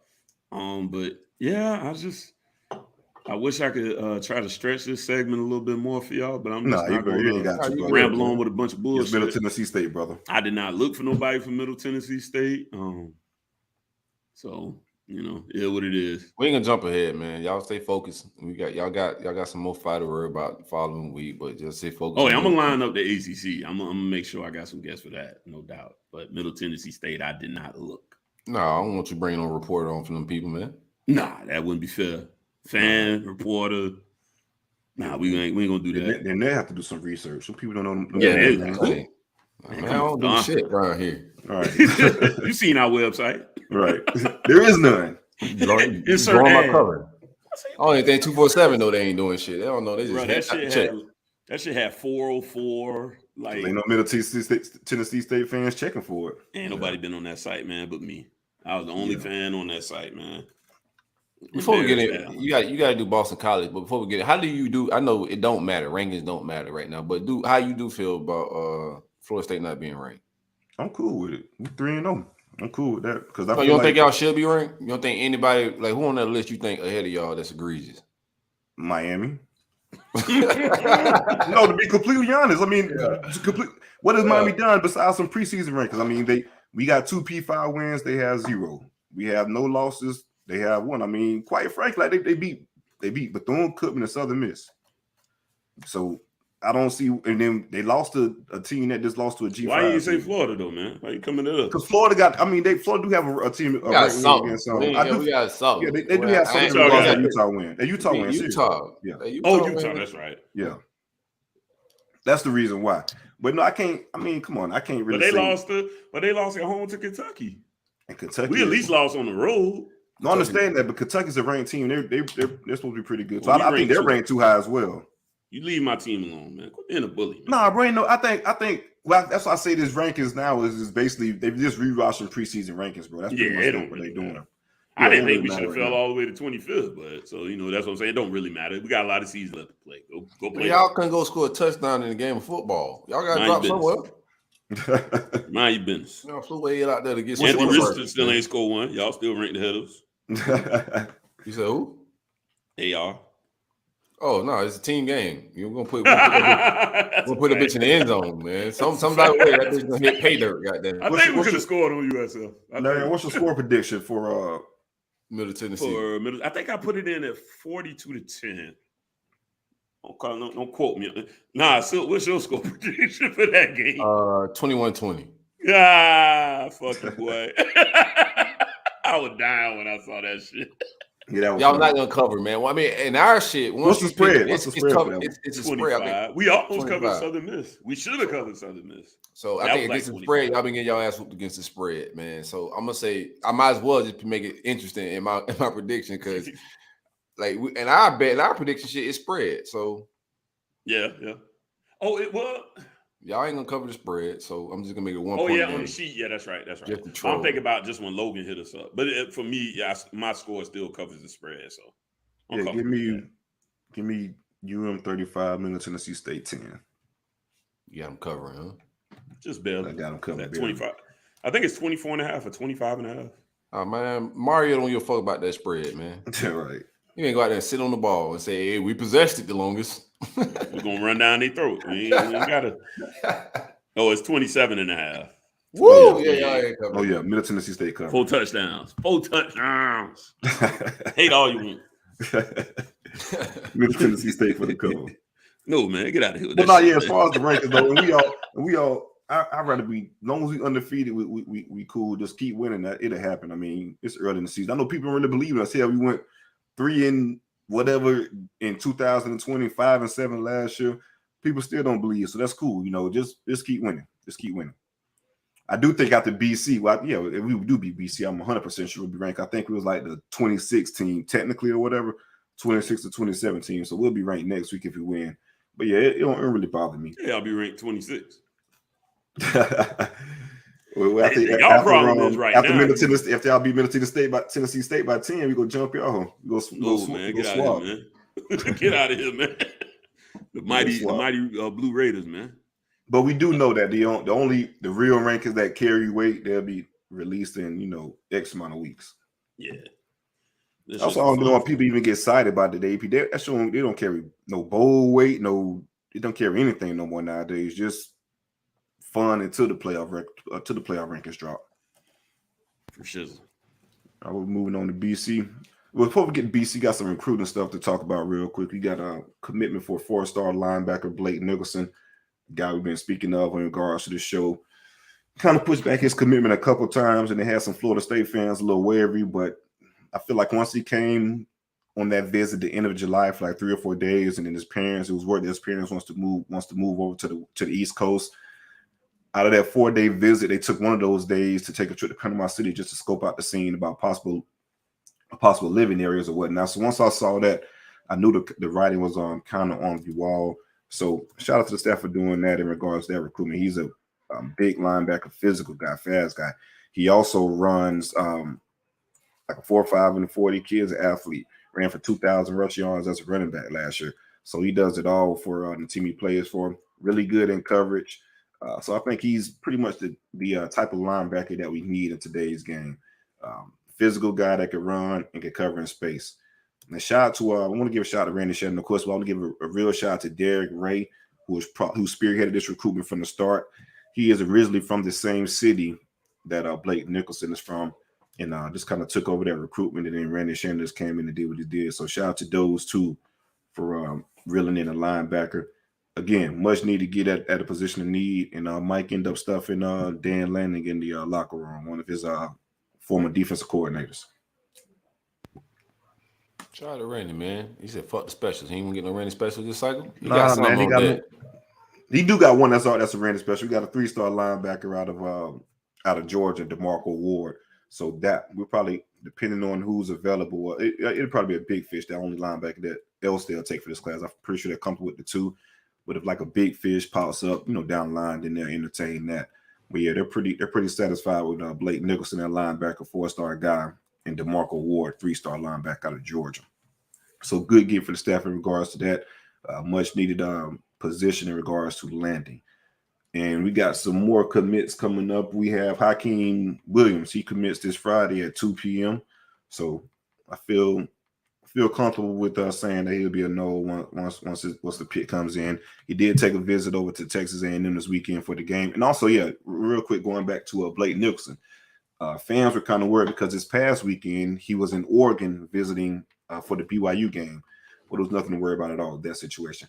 But yeah, Hakeem Williams did visit Texas A&M College Station this past weekend. He is considering Texas A&M and Miami, so he was able to check out both of those teams. But since he took that visit in July, man, I think that recruitment really started to take a flip. Once we took that visit in July for those 3 or 4 days, I feel like that's what got FSU the momentum and in the driver's seat of his commitment. And once we got him out to the LSU game in New Orleans and to see that atmosphere and to have that win, that pretty much sealed the deal with Hakeem Williams, in my opinion. So I do expect him to be a no once he commits on Friday. And shout out to David Lake, Miami insider on 247. He went ahead and put his crystal ball prediction in for Hakeem Williams to FSU. So that's been a topic. And I see like Ivans going on. It is crazy because I've been laughing at this shit for the fucking longest. Like Andrew Ivans will come on and start talking about Hakeem Williams. Oh, Texas A&M, this, that. Oh, and just watch out, Florida State there. Ads, man. Yeah, they was just like, he was downplaying FSU's part in that recruitment. I'm like, man, I'm telling you, like, there's serious players in this shit. And then he come back later and say, FSU. Go ahead, bro. No, go ahead. Finish your take. My bad. Nah, then he comes back later with another video. Oh, watch out for FSU. I heard they've been, kind of surgeons recruitment. Nah, motherfucker, they've been there from the jump. You just failed to kind of acknowledge it, to be honest. Call that man a motherfucker, man. Well, you're right. Not him specifically. You're right. Come on, man. You got to be a motherfucker. He just, I mean, in a friendly way. You can be a friendly motherfucker. You can be a friendly motherfucker. You're a friendly motherfucker. Yeah. Motherfucker, please. Yeah, like Bernie Mac motherfucker, right? This is a black show. Motherfucker gotta fly. Bernie Mac broke it down. It ain't personal at all. Yeah. You seen that motherfucking Johnny? That motherfucking Johnny owe me $5 motherfucking dollars. I'm gonna call his motherfucking ass since last week. He ain't returning my motherfucking calls. This is not a family show, man. Yeah, for sure though. Shout out to the GOAT. But yeah, so going back to that, man, like FSU's been in this picture the entire time. I've pretty much been saying that throughout this whole recruitment. We've been there the entire time. They've done a good job of chipping away, staying in there, and I feel like we'll get his commitment on Friday. Yeah, they be also pandering the man and selling subscriptions, dog. Like, shout out to them boys. They got a job to do. But if Texas A&M subscriptions is low, I'm liable to just juice some boys up on, hey, man, y'all might get this, man. I got this info that you may want to see. Come check it out. When news is positive, I'm pretty sure subs is up. So a lot of that shit's played into this game, man. Yeah, 100%. Yeah, so we'll see. He has to actually go through it. Now, of course, I don't think it's over. Once he commit, I feel like that's going to be a battle to signing day. I know Pitt said they're still going to recruit him, Texas A&M. I'm pretty sure Miami still. Pitt always sounds wild with these South Florida. It does, man. It really do. But shout out to Taquan Underwood, man. He's done a really good job in this recruitment, like a really good job. He's the main. Of course, Pitt has done well in South Florida. We're prioritizing South Florida receivers, but he's done a really good job in this recruitment and formed a really good relationship with Hakeem. A really good relationship. Actually, in that same vein, Tyler Williams is a name that we continue to heat up. Oh yeah, bro. That's another guy that I love a lot. That you guys have been having some smoke with in regards to possibly one up in Georgia within that recruitment. It's talks that he could come this weekend, correct? Yeah, he's supposed to commit the 23rd. He came in for the Bethune-Cookman game. I don't think he's going to be able to make it back on campus again, previous to his planned commitment. But yeah, there's definitely some buzz about us making up a lot of ground there and having opportunity. After that wide receiver performance we saw, he definitely got to feel like there's a chance to get on the field early. I'll come play tomorrow. Yeah, so that can't hurt. And also in recruiting news, I forgot. I'm glad you brought that up. We have young man supposed to be coming to visit campus, I believe, this Wednesday. He is Tyler is coming to campus this weekend. Okay, cool. I just got word. Shout out to the homie Rob. Let me make sure I get young man's name right. He looks to be like a return specialist. He's a small dude. His name is Jamari Ford. His brother plays at FAU. His older brother plays at FAU. He's a small dude, man, but he's just really explosive. I would look to him to just be kind of a return specialist type guy. This guy's really small. He's 5'6", 164. Plays for Northwestern. Officially listed as a running back, but little guy. So I would imagine if they're going to extend any type of real offer there, they'd be just looking at a basically like a kick return specialist. It never hurts to have that kind of explosive guy like that. But I'm not major news, but in the recruiting vein, that's about the only other thing we got going on right now. I say we got Lucas here. Let's bring him in. Come on in. We got my man. How you guys doing? Pretty good. Pretty good, man. man. How you doing, man? Y'all hear me okay? Oh, yeah. Yes, Perfect. sir. Man. Yes, sir. Sweet. Great, man. Yeah, appreciate y'all having me. You ready to talk about a win? Well, for who? For who? Win For the win ball. for who? You talking- tell us. okay. You see my shirt out. You can look at my shirt, baby. Oh, okay. I got you. Yeah, Yeah, we're on the same page then. All right, so we got the U. We got the U Yeah. represented Florida State, Right. and then top left, like what we represented was Silk. I'm a Gator fan, man. That's Joe Hayden behind him, actually. That painting is Joe Hayden holding up the Joe Gator Hayden. Boy. Shout out to my guy, Gator man. Boy, Retired today. chain. He did as a Brown. Was it Brown? Oh, Congratulations. really? Okay. Shout out to Joe. Shout out I to got Joe. you. We have, yeah. we have Lucas Panzica. Real quick, let me introduce you to the audience. We have Lucas Panzica. Am I saying your last name correct? He froze. From 104.5 The Zone, Tennessee. Yeah, look, exciting, man. A lot of hype around this game. I mean, yeah, you nailed it. All right, you there? All right, perfect. Yeah, you got it. Y'all got me? Yeah. Yeah, I think you're good. Yeah, I hope Tennessee offense runs like your internet. Yeah, this one. I don't know what's going on here. Y'all got me okay?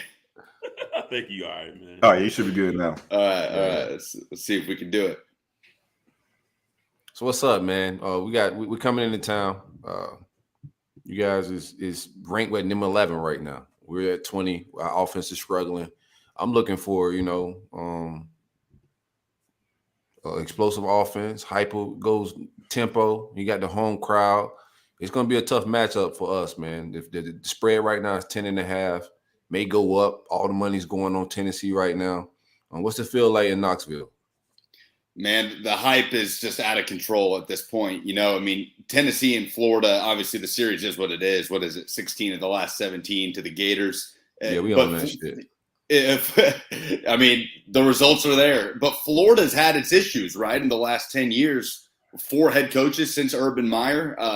The problem for Tennessee is every time Florida has had to sort of, I won't say rebuild because they've gotten into spots where they've had to reset a little bit. They've still had good teams throughout those times. They've won the division. They've sent players to the NFL. But every time Florida has had kind of a rebuild or reset, Tennessee's been off to the side having its own problems that have been a lot deeper than what Florida's problems have been. So this is the first time in a really long time that Florida is in year 1 of the Billy Napier era. It's a little bit of a rebuild. He's got a lot of work to do there after replacing Dan Mullen. And Tennessee, for the first time, is like on sure footing while Florida is off to the side dealing with that. So with them being favored by as much as they are, that win at Pittsburgh, year 2 now under Heupel, I mean, just the hype is to where they just have to win. I mean, they have to win. Nothing would change sort of the tenor or the conversation around Josh Heupel's tenure at Tennessee in a negative fashion more than a loss to Florida. I mean, I think a loss to Pittsburgh, a loss to Florida would be much worse than if they had gone up and lost to Pittsburgh. If they lose to Pittsburgh and they beat Florida, all's forgiven. If they beat Pittsburgh, lose to Florida, that's a totally different conversation. And they obviously beat Pittsburgh. So what's left now is to beat Florida for the first time since 2016. No doubt. What are you expecting out of this offense? Running back, I know you guys have some guys with suspensions on the offensive side of the ball and also some injuries. What are you expecting out of this offense, especially in the first half before your receiver gets back on the field in the second half? Well, they're a little banged up. Jimmy Callaway's the receiver you're talking about. Threw a little combo there against Akron last week. Callaway hadn't really factored in heavily for Tennessee on offense, so I don't think that's a huge blow for them right now. They really have 3 receivers, to be honest, that they really trust. And you saw that against Pittsburgh. They talked all training camp about, how this guy is emerging and this freshman's been really impressive. But when push came to shove at Pittsburgh, there were 3 guys out there the whole time. And that was Cedric Tillman, it was Jalen Hyatt, and it was Brew McCoy, the transfer from USC. So really the bigger concern at receiver is the injury to Tillman against Akron. Had obviously a huge season last year, has gotten off to a good start this season, but had to go up high on a pass, got hit low, came down with an ankle injury, and he left that game. He's day-to-day at the moment, but I don't know what his status is going to be for Saturday's game. If he does play, he definitely is not 100%. And then Jabari Small, Tennessee starting running back, really their RB1. They play a couple guys there, but he's a little banged up with a shoulder injury. But everybody's kind of, got those knocks at this point in the season. I expect them to want to come out and start fast. That's obviously been the staple of this offense, is coming out, and that wasn't the case against Pittsburgh, but for the most part, they've done a good job of that in the first quarter of the Josh Heupel era. So, I don't expect the offense to really if the offense struggles early, it's not because they don't have Cedric Tillman. It's because Hendon Hooker is a little bit out of rhythm and having a little bit of some accuracy issues, which, to be honest, though his numbers look good, we've seen some of those issues early on this season. It just hasn't really showed on the numbers or in the box score. I think the strength of our team is, I don't think I know, the strength of our entire team right now is our offensive line. And I think for us to win this game, we need to possess the ball and just do what we do very well, and that's run the ball. How you think your defensive line compares or lines up against our offensive line? That's going to be the battle right there for sure, because a lot of it comes down to Anthony Richardson too, right? If you can just take that away from him, which I know Kentucky was able to do really well, then you have a really good shot at limiting him, just forcing him to be a pocket passer. But that's going to be a fun matchup because Tennessee's defensive line lost their leader last season. Matthew Butler was drafted in the 5th round by the Raiders. They have a lot of bodies there. They have, a really good defensive line coach in Rodney Gardner, and they played really well against Pittsburgh. Gardner's a good coach. Garner's one of the best in the business. I'll reference the Pittsburgh game a ton because that's really the only sample size we have for this team right now. Right. They played Ball State and they played Akron. So like I said, they played 6-7 receivers against Ball State, but then against Pitt, crunch time at the end of the game, 3 guys out there did not leave the field. That was sort of the case in a bunch of different position groups. So as far as what we saw in the Pitt game, they were good in the trenches. They were really good getting to the backfield, but they were getting to the quarterback. They knocked Keaton Slovis out of the game. They almost knocked the backup quarterback out of the game. They injured him to where he finished the game, but he didn't play the following week. So I think that Tennessee front has been sort of a pleasant surprise for people because everybody knows the deficiencies on the back end, and the best way to mask that is to have guys that can get to the quarterback, that can win on the line of scrimmage. But this is without a doubt the toughest test that they're going to face up front. Pitt has a pretty solid O-line.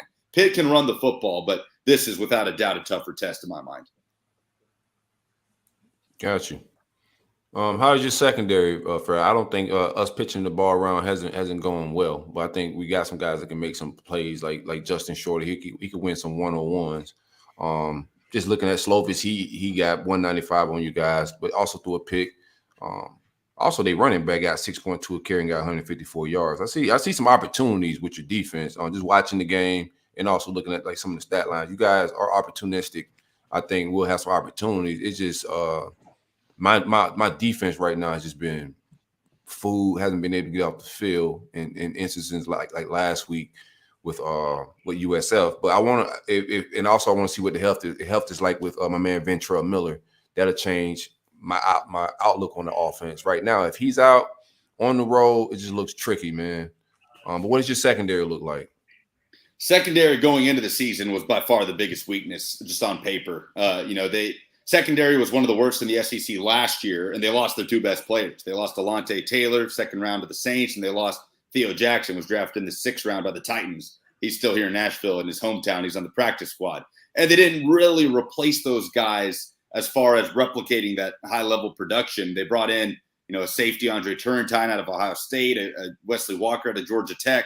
And those are good depth pieces, but Kamal Haddon has really stepped up at corner. He's a transfer out of Auburn. But like I said, he's been good. He's been a pleasant surprise. He's been their best corner so far. But without a question, if Tennessee cannot get to the backfield, it's just going to be a long day for their defense. If Florida can sort of pick up those pressures, because I think Tim Banks is going to be aggressive against Anthony Richardson. I mean, I really think he's going to try to put him under duress. My whole line going to keep him clean. Hey, like I said, when y'all send that shit, y'all better make sure it land. Hey, buddy, I think they know it. Man. I mean, they're going to send it no matter what. I mean, they know they can't let, no matter who the quarterback is, sit back and pick them apart. So they're going to be sending them no matter what. There's no doubt that the secondary is probably the weak link on this defense right now, which is why it's so important for them to be able to get to the quarterback. But on the flip side of that, I mean, with Ventrell Miller, you're right. That would be a huge miss for that Florida defense that's already struggled to to limit, the ground game defensively. But Tennessee, really, everybody thinks of this offense. They think big play down the field, up tempo, but it's really all predicated on the run game. I mean, if they can't run the ball, stay ahead of schedule, then the offense is just completely thrown out of whack. And so if they can do that against Florida and sort of take advantage of that, especially if Miller is out, then I think the offense will kind of be humming a little bit. And at that point, it might just become a shootout if Anthony Richardson is on. How you feel about the backup running back you guys got playing? His talent level, you think he's good?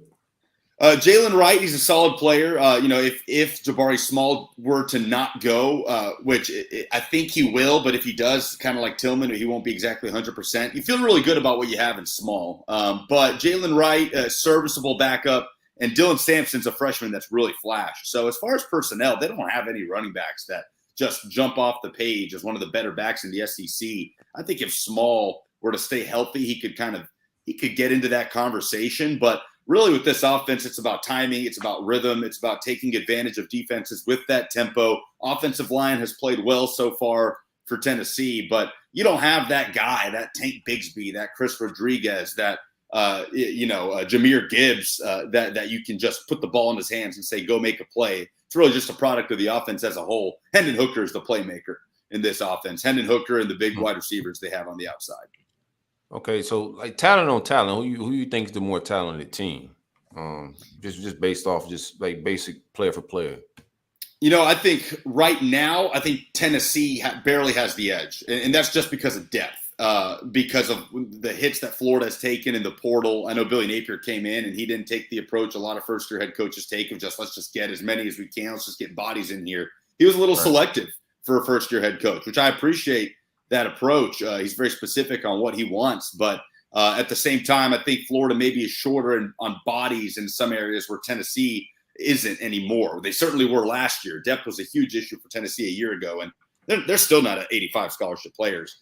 But the depth is much, much better than it was a year ago. So especially at the most important positions, like I think Tennessee has the advantage at wide receiver, right? When you compare their wide receiver room to Florida's wide receiver room, probably at quarterback, just with the experience factor. Anthony Richardson's probably a more purely talented guy than Hendon Hooker, without a doubt. But I just think Hooker with the experience and how he's been able to avoid turning over the football in the last year and a half or so has that edge as well. With Florida, you probably look at the offensive line as a big strength that they probably have a leg up on Tennessee. But if you were to go position group by position group and compare, I'd probably give the edge to Tennessee. But you know what? That sometimes doesn't matter in this rivalry where just crazy stuff happens, and Tennessee has found every way to lose these games against Florida. So, Tennessee fans might be out here talking about they're more talented here, they're deeper here, but I promise you, every single Tennessee fan deep down is terrified, absolutely petrified at what might happen on Saturday. Pressure. I do like us coming from an underdog perspective. I think it takes some of the pressure off of Anthony Richardson. After that Utah game, I think he's just been super pressing and trying to make shit happen, play hero ball. Yeah. I want to see him operate from an underdog perspective and see how he operate on the road, man. I'm excited. I'm excited to see him. Yeah. Real quick, to me, probably to football fans just in general, the key to being a great team or a decent team or a bad team, no matter what, is in your trenches. So I'd like to get just a quick grade. Just A through F on your O line, and then on the flip side, your defensive line, just as a unit, including some depth. How do you feel about first off your offensive line, and then your flip side, your defensive line? If you just had to give them a letter grade. Yeah, I'll give the offensive line at the moment. We'll say a B minus, and that's considering who they've played so far. Right. They plowed right through Akron last week, but you just can't take anything away from that. And against Pittsburgh, who's always going to have a good front with Pat Narduzzi. The offense, and the offense was stagnant early on against Pitt. I'm not going to lie. Hendon Hooker with some accuracy issues. They just kind of fell out of rhythm a little bit, and Pitt was the one who got off to the fast start, which Tennessee isn't quite used to under Josh Heupel. But with the offensive line, I'll give it a B minus at the moment because they were able to settle into that game against Pitt and run the football and start to get things going. Defensively, I'll give it a B+, just because of the way they were able to get to the backfield against Pittsburgh. The defense won them that game, without a doubt. I mean, Keaton Slovis was on the turf several times before they even registered a sack. But even just getting to the quarterback with the pocket passer like Slovis, that he's just not going to hurt you with his legs like Anthony Richardson might. But just getting him on the ground, even a beat after he throws the football, it had a big impact in that game. So this is going to be a unique challenge for that front against Anthony Richardson because they haven't faced a quarterback even close to his athletic ability. And obviously the whole deal when facing Richardson is to limit how he can hurt you with his legs off schedule with those crazy backyard football plays that we know he's capable of. Lucas, how do you think Neyland Stadium would be Saturday? You know, it's a rivalry game. You guys are ranked top 15. Madhouse, man. It's going to be rocking, man. I think the loudest I have ever heard Neyland Stadium was 2015 when they played Oklahoma. Either that or 2016, the last time they beat Florida at home. And I think it's going to be that and then some. Just whenever Neyland Stadium is at its best, when that sort of pent-up aggression or frustration with Tennessee fans over the last few years gets combined with a little bit of momentum and success and excitement and hope for the future. And I think this week is kind of that perfect blend from a Tennessee fan perspective of they're favored, they're confident, but at the same time, it's Florida. You heard it all before. Oh, buddy, you're preaching to the choir. Like, this is Florida. You've beaten them once in the last 16 years. So every single Tennessee fan walking in there knows. I watched Trayon walked in that bitch like a big dog and did what he had to do. Trayon Harris? Yeah.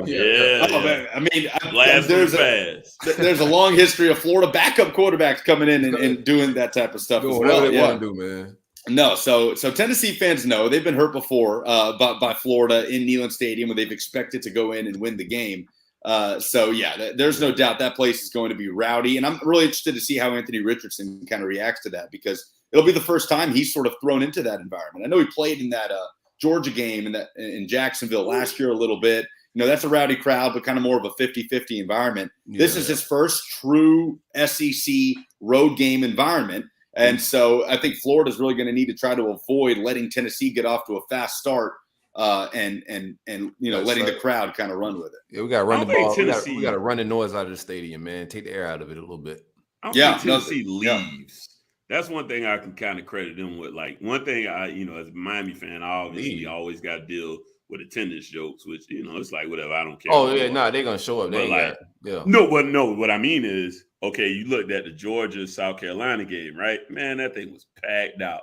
My homeboy was there. He said, bro, by the end of the second quarter, the people was getting up out of there. And when they came back on TV in the third, you could see the obvious difference in the field. I don't think Tennessee fans will quite leave as early as Columbia did. We don't ran them up out of that motherfucker now. That's what South. Well, yeah, it's happened before, no doubt, against Florida. But I'll say this. Now, Tennessee played Florida 2016, the last time they beat them. They're down 21-3 at the half. So people stuck around. Some people certainly left. I have friends that left, and it's one of their biggest regrets of their life. That people stuck around though, and it was a rocking crowd throughout the whole second half during that comeback. Man, with South Carolina, I have one experience at Williams-Brice Stadium in 2014. I went to South Carolina when they played Tennessee. It was the second to last year of Steve Spurrier. It was Butch Jones' second year, Josh Dobbs' breakout game in that game. That game went to overtime.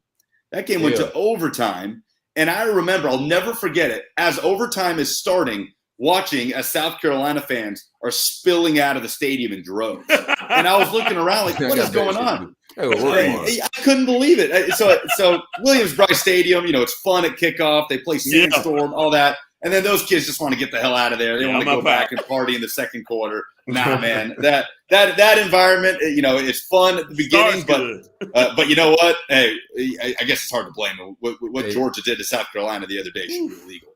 Hey, Lucas. One of our producers, Taylor, said Knoxville is the Miami of Tennessee. Is that true? I don't know what you mean. Give me a little more detail there. The city of Miami? Do y'all wear y'all shirts? Do y'all wear y'all shirts open? Do we what? Well, your shirt open. Do y'all wear y'all shirts open and snort a lot of cocaine? That they do. Well, yeah, that happens. There's no question that happens. Do overalls count as open shirts? I think that if overalls count, then we're good. We're on the same page, man. Technically, we're going to allow. Yeah, the judges say we can allow overalls as with no shirt as a open shirt. There we go. But nah, he said that earlier. I said, nah, brother, I've been to Nashville and I've been to Knoxville. Nashville is definitely more the Miami of Tennessee, in my humble opinion. I'm with you there. I don't know what the comp would be. Knoxville, I feel like is just a fictional place sometimes. I don't even think Knoxville is a real place with some of the stuff you see. It's real. Yeah, I stayed on Cherry Street, and apparently, my life was motherfucker stayed everywhere, man. Just for that's why his background check took 3 years. Yeah, and that's good. All these different addresses. I was in town for a Yellow Wolf concert, and I stayed on Cherry Street, and I never. That's a nasty concert to travel to. It was for a friend's birthday, and I like Yellow Wolf, so whatever. And the Uber driver was like, "Hey, I don't even come here at nighttime, bro." Man. He was like, "Listen, y'all was about an hour away from me, no way showing up." So you got out of there though. You made it. I did. I had a great time. The hotel I stayed at had a sign that said, the biggest letter said, "No prostitution." Okay. I knew I was in the right place. I knew I was exactly where I should be because they did not allow prostitution, man. Y'all boys got any other questions for me, man? Lucas, give us your score for the game. Man, I said it all summer. I think Tennessee wins because they have to. Because they just have to. I mean, there's just no other way around it. Like I said, nothing would change the conversation around Heupel more than a loss to Florida. Fans would revert right back to that mentality of, it's not the guy. And that's unfair, probably. It's year 2. I mean, Heupel's, he's done everything recruiting wise and then some that you would expect when he came in as, to be honest, probably an underwhelming hire in the grand scheme of things. But we knew being in Florida, I knew he could. He can scheme his call. Down there at UCF. The question with Heupel, I understand from a Tennessee fan perspective. Sure. The question with him was recruiting because at UCF, if there's any program in that conference in the AAC that should be able to recruit at a high level, it's UCF. And he didn't get those results at UCF. He won games. It's obviously what matters. He developed players. I mean, Gabe Davis with the Bills, a Heupel product. Dylan Gabriel at Oklahoma, a Heupel product. But that was the concern. He's alleviated that concern. And Scott Frost turned the buns. Oh my goodness. Yeah. And we learned what kind of coach Scott Frost is, man. That is crazy how that turned out. But a lot of the equity Josh Heupel has built up with this fan base will be lost in a lot of ways if they can't get it done against Florida. So I think if they're able to get off to a fast start, Florida's not going to go away. Anthony Richardson's going to make plays, but if they can continue to force some turnovers and continue to take care of the football, which is a couple of things they've done pretty well, I think Tennessee gets out of there in we'll say a 38-28, 38-30 type of game. I like it. We're doing score predictions all around on this one? No. Why not? Yeah, we go ahead and knock it out. I do mine. I like the grades you gave the trenches. I like anytime it's a B, I'm feeling pretty comfortable. I'm a little questionable about Anthony Richardson as far as an ankle, maybe foot injury. We haven't seen him break out and run yet. I don't know if Tennessee's going to be that game if he hasn't done it yet. And I'm kind of with you. Like, it's kind of a must-win game for them. I think they could catch Florida a tad down in the transitional year. So I'm going to take give me Tennessee. Oh, man. I might be switching up from my original score, but who cares? Give me Tennessee 38, Florida 24. Yeah, same for me. I think Tennessee wins. I have it 27-17. Just not really sold on Anthony Richardson just yet in regards to what he can do.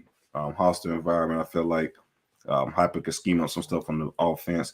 I just feel like it's catching him at the right time. It's that time for Heupel. I know Tennessee fans are going to be pretty rowdy, just like you said, based off confidence and a little worry at the same time. So they want to bring their best effort. So I just think, catching UF at the right time, 27-17 Tennessee. I like what Heupel is doing up there.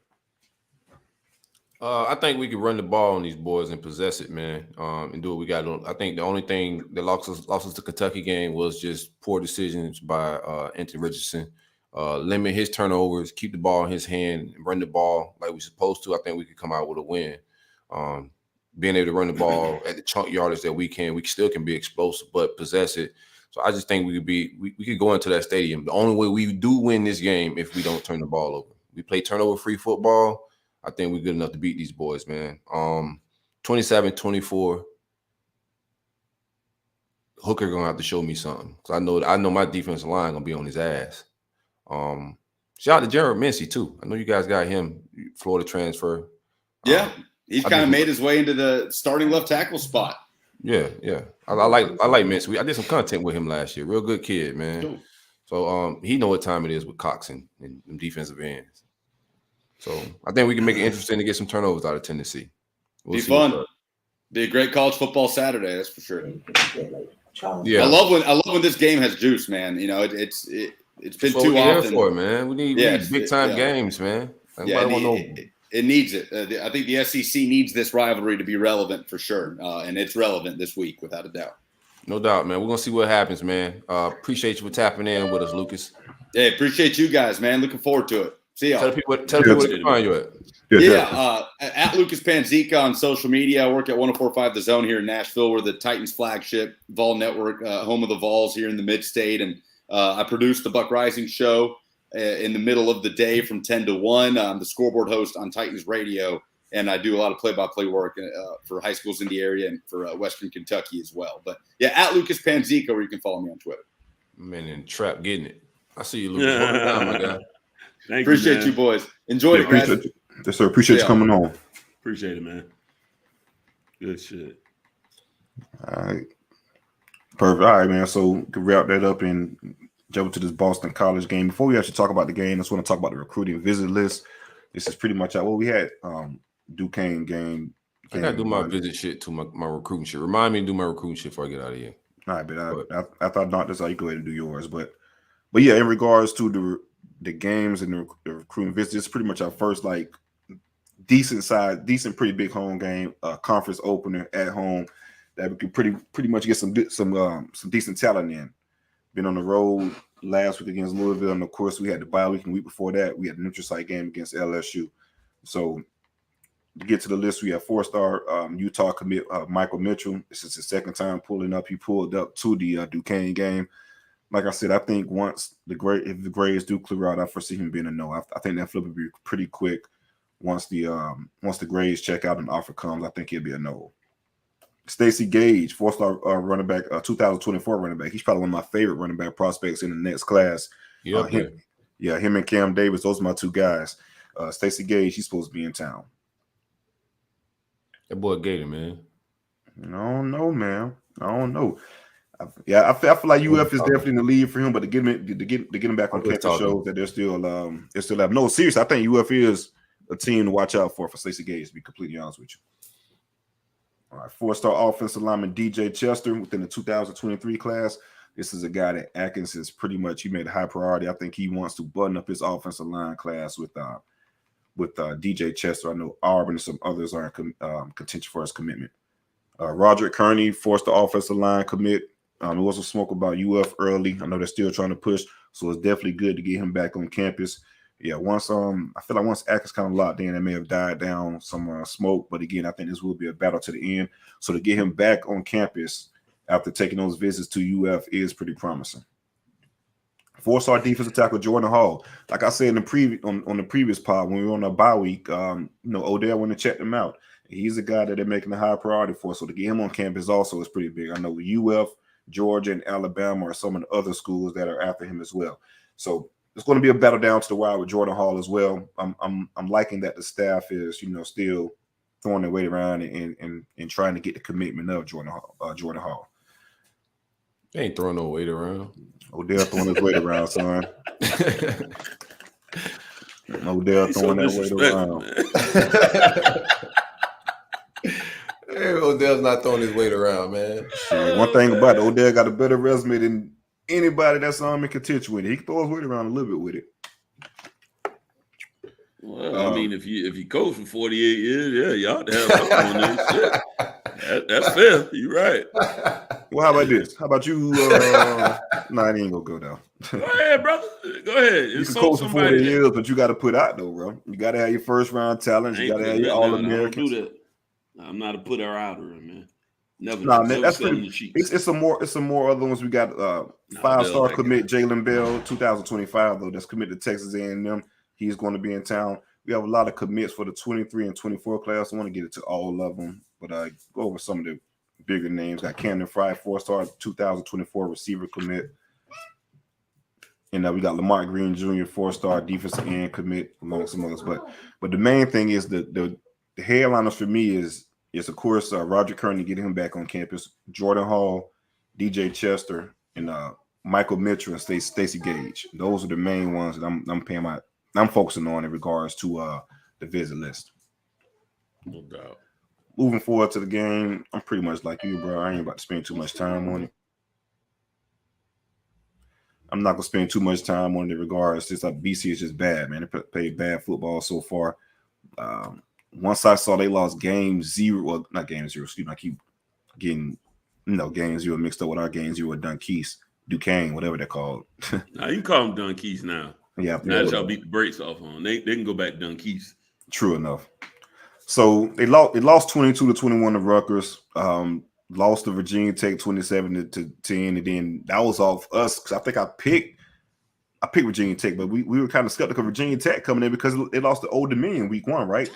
So that shit was just crazy. They won 38-17 against Maine. As grand as Maine. Maine had 17 points, and they only gave up 38. So that was a win for Maine, in my opinion. So I'm just not confident in anything that happened. It's Boston College. We got them at home. I think it's going to be a rowdy crowd. Pretty much sold out. Student section sold out. I know fans are pretty anxious after a 3-0 start to get back in the dope and cheer these guys on. Same colors. That's one thing I hate, man, about that damn uniform, man. That is weird as hell. Y'all got man, I hate same colors, man. Yeah, exactly. Them boys big trash, man. I tell everybody, like, right now, if I was in Virginia, bro, I would go to Old Dominion before I go to Virginia. Or Virginia I would Tech. too. Well, I don't know about Virginia. I don't know. Bro, like Virginia beat them 16-14. Oh, really? Yeah. See, and that's another thing. We talk about. Right, oh yeah, definitely. We talk about not scheduling schools. You go to Old Dominion over Virginia, you said? Man, they barely beat Virginia. I mean, Virginia barely beat Old Dominion. 16-14. Shit, it means something. It means something. They doing something right over there. But to your point, I understand what you're saying, man. But that goes back to App State. Like, I would not, if I'm a Virginia school, what the fuck am I playing Old Dominion for? It's a lose-lose situation if you're Virginia take the schedule and they lose it, right? We playing USF and shit. It's the same thing. I get that, but USF been terrible. At least y'all beat them, right? Yeah. Virginia Tech has lost 2 years in a row to Old Dominion. That's unacceptable. That's a bad one. Virginia only edged them out by 2 points. 16-14, bro. Like, that is crazy. Virginia, as a state, is playing unserious football, is what I'm hearing. Yeah. So right now, I go to Old Dominion, dog. It's serious to them boys taking it serious. Yeah. And shout out to them boys. At one point in time, man, Old Dominion was an FCS program, moved up to the G5 ranks, and they've been competing, like I said, winning against these in-state P5 teams. So shout out to the program ODU. They definitely been on the come up within recent years. But yeah, the only person that scares within that team is just Zay Flowers. I mean, that's 100% there. If we want to win, we got a game plan against Zay Flowers, and it's pretty much keep him out the game. That's their bread and butter. Zay, he's that guy. He's the guy that can blow the top off the defense. He creates something out of nothing. Our DBs have to be on the game. That's one unit that cannot take the fucking week off. Is a damn defensive back unit because Zay Flowers can beat you by his damn self. He's that guy. But I do think they got a guy that can beat you by himself. He can't throw himself, so you're right. No, I'm just saying they got a guy that can. No, they got a guy like that. They got a guy not by himself. He is not by himself, but he's one of those NFL guy. We'll say that. Yeah, he's an NFL guy. He'd probably be the best athlete on the field that day. Maybe, maybe. I ain't gonna say that now. Who's better on y'all side? I'm not even trolling. Like who do you kind of best athlete? I mean, you got better. Wilson, motherfucker, is impressive. Yeah. You just got to. But I think Zay's the best receiver, but best. I like Wilson. Yeah. I like Wilson, but Wilson's 6'7". I don't know. That's what's crazy about the shit. Yeah. You're right. Yeah, 235 moves well. That shit look a little crazy. But no, man, Zay is a beast though, man. He's had over 2,000 receiving yards and 20 touchdowns at his career at Boston College. So let's say he ain't the best. Freaky shit that looks crazy. You know he's definitely top 3. He's one of those guys that fits. Like I say, Miami won him. He's a Florida guy, so he fits. Yeah, he's going to blend. I know who he is. He can play. Yeah. I don't think he's like super incredible and can beat Florida State by himself. I don't think he's that damn good. Right. He could play football. He's good, but it's just like you just look at ability, size, speed, combination, just running across the fucking field. That Wilson motherfucker looks crazy impressive, dog. Like, I told y'all boys when I went to them practices, like he don't. We still don't lock that shit up. I'm just saying he can run it. He can run it. He played Brownlee. Nah, bro. I seen this shit for myself. Like the same shit I was saying in practice. Like I seen this 6'7", 235 guy, but he moves. I see Jarvis Brownlee too. Nah, bro. Yeah, he does move. You missing my point though, bro. Like, I'm bullshitting. I'm fucking with you. But whoever put Brownlee in that situation need to be arrested. He damn well, man. No, he moves well for a guy at that size, 6'7". I mean, he's still light because he's 235. You don't want to be no bigger. Stay that way. Stay 235. Yeah, no. Yeah, I was about to say that's about where you want him if he's gonna play wide out. He's got good speed. That shit like LeBron out there, man. That shit look crazy. Yeah, it's freshman. Yeah, you're right. LeBron, ninth grade. Yeah, that shit look crazy. I think we're a 16.5 favorite, and in Vegas knows that Jordan Travis is hurt, and Tate is a high possibility that Tate to start. So I mean, you take that for what it is. Like I got y'all winning, but Boston College tend to give y'all a pretty decent game. That's just one of them like throwing in y'all side type. They find know who colors it is. Yeah, right. Yeah, maybe. Like we was original, you know. But loves the Crips. I got y'all winning, but I don't know if y'all gonna cover that. I think it's 16, 15.5. Yeah, I got us winning 34-17. So that's 17-point win right there. So I guess I got us barely covering. Gotcha. I ain't got y'all covering. I know that. I got y'all winning, but I don't got y'all covering. Nah, neither one of y'all got us covering. Nah, I can't do that. You know, God won't allow me. You know what I mean? He know my heart. We know my heart. He said, "Nah, come on, man." Nah. Can't even bet with y'all with my fake money. Right, yo, this don't even count. Like nothing bad can happen for me, and I still be like, "Nah, can't do it. Can't do it, man." I can actually win some money if I wasn't. You know what I'm saying? This is about money. I still be trolling in this shit. Like fuck all that. I'm still gonna right, and that's the craziest part. That's why I say this is actually a situation where we can win, and you know it ain't rigged because we just pick a game, and our heart's still going, affect us a little bit in these situations. Like, nah, I can't do it, man. I got my score. My score is for this game is 27-20 Florida State. 27-20. No cover. No cover. Boston College is ass, man. And people got 67 rushing yards on the season because I've never heard 3 games in. That got to be a bunch of sacks and stuff because their leading rusher has like 120, which isn't a lot. 118. Still, like that's bad for 3 games for a leading rusher. Yeah, that's not okay, man. Like, I don't care what's going. I don't care what's going on, man. It's not okay, man. We gotta respect the game. Motherfucker averaging less than 50 a game. Shit. What did I have for this game? I got it kind of actually very close to Silk. I got it 28 FSU BC 20. Mike gonna get one of them 2-point conversions? No. None of that. They're gonna get 4 touchdowns with field goals. BC's gonna get 2 touchdowns, 2 field goals. And then FSU will be ranked 26th. And after y'all don't cover, and they'll say, "Hey, just keep winning." Yeah, I get it. Hey, listen, again, you don't apologize for winning. I'm not asking y'all to apologize for winning. I don't vote on this stuff, man. If I could have voted y'all in the top 25, I wouldn't have. The G5 Kings doing what they do, baby. Hey, the G5 Hurricanes beat up on the G5 in the FCS. Hey, they be laying that shit down, boy. They do. It's every season too. We're gonna beat shit out y'all people. Boy, and I'm beat somebody up in the parking lot. It's gonna be 2 L's. You feel good about that game right now? Hey, you say I'm gonna get beat up? We gonna let you get beat up. Yeah, That'd be funny. No, let me lose. Nah. And get it on camera. It depends on the situation, man. We can't go down like that, man. Yeah, for the brand, right? For the Yeah. As long as we follow company guidelines, we can't leave with an L. TJ was on his own shit. He's on his own. Yeah. TJ was by himself with his L. All he had to do is say no. Give me a water. No. No, sir, bucko. I will not surrender my belongings. You need to get out of here. I have rights, bucko. Y'all boys something serious. Man. Oh, man. Y'all ready for these picks, man? Yeah, let's do it. You feel good about that game, though? November 5th, Florida State. You feel good about that? Florida State, Miami? Yeah. Early on? Yeah. I'm still confident. I really do. With them past concepts and shit?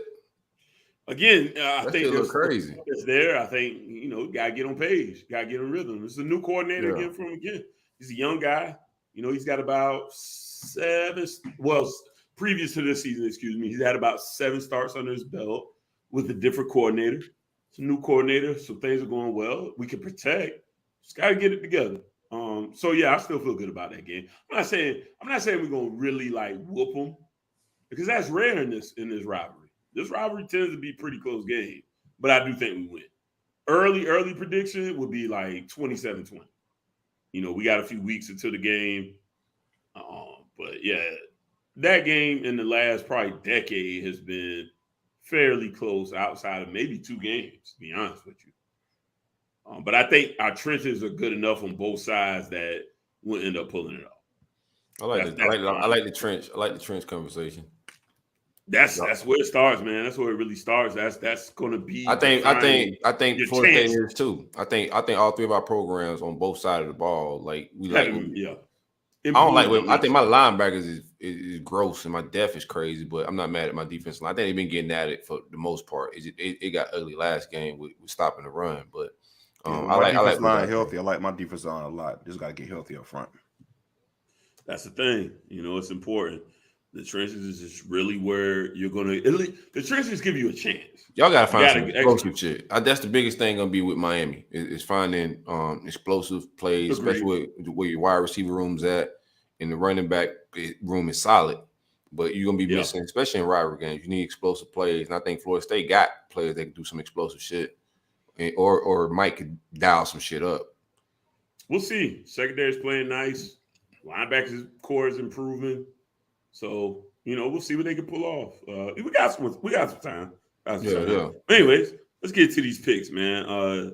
Picks are brought to you by the one, the only SpencerJerkyJerky.com. Shout out Spence, man.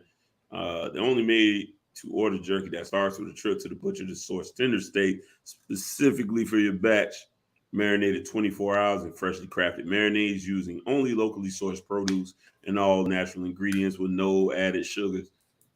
Just the sugar that come with it, dog. No, you gotta put no extra. What's that shit they be using on everything? High fructose. Yeah, the high fructose corn syrup, man. None of that. It's going to if it doesn't occur naturally, it ain't going to be in there. That's going to get your leg cut off. For sure. Big Mama, your arm.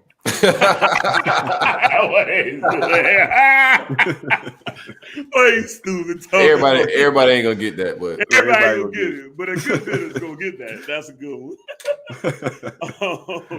Spencer is going to provide you with his 5 staple flavors.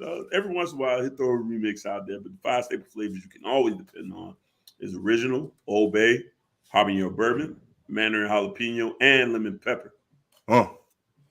My boy.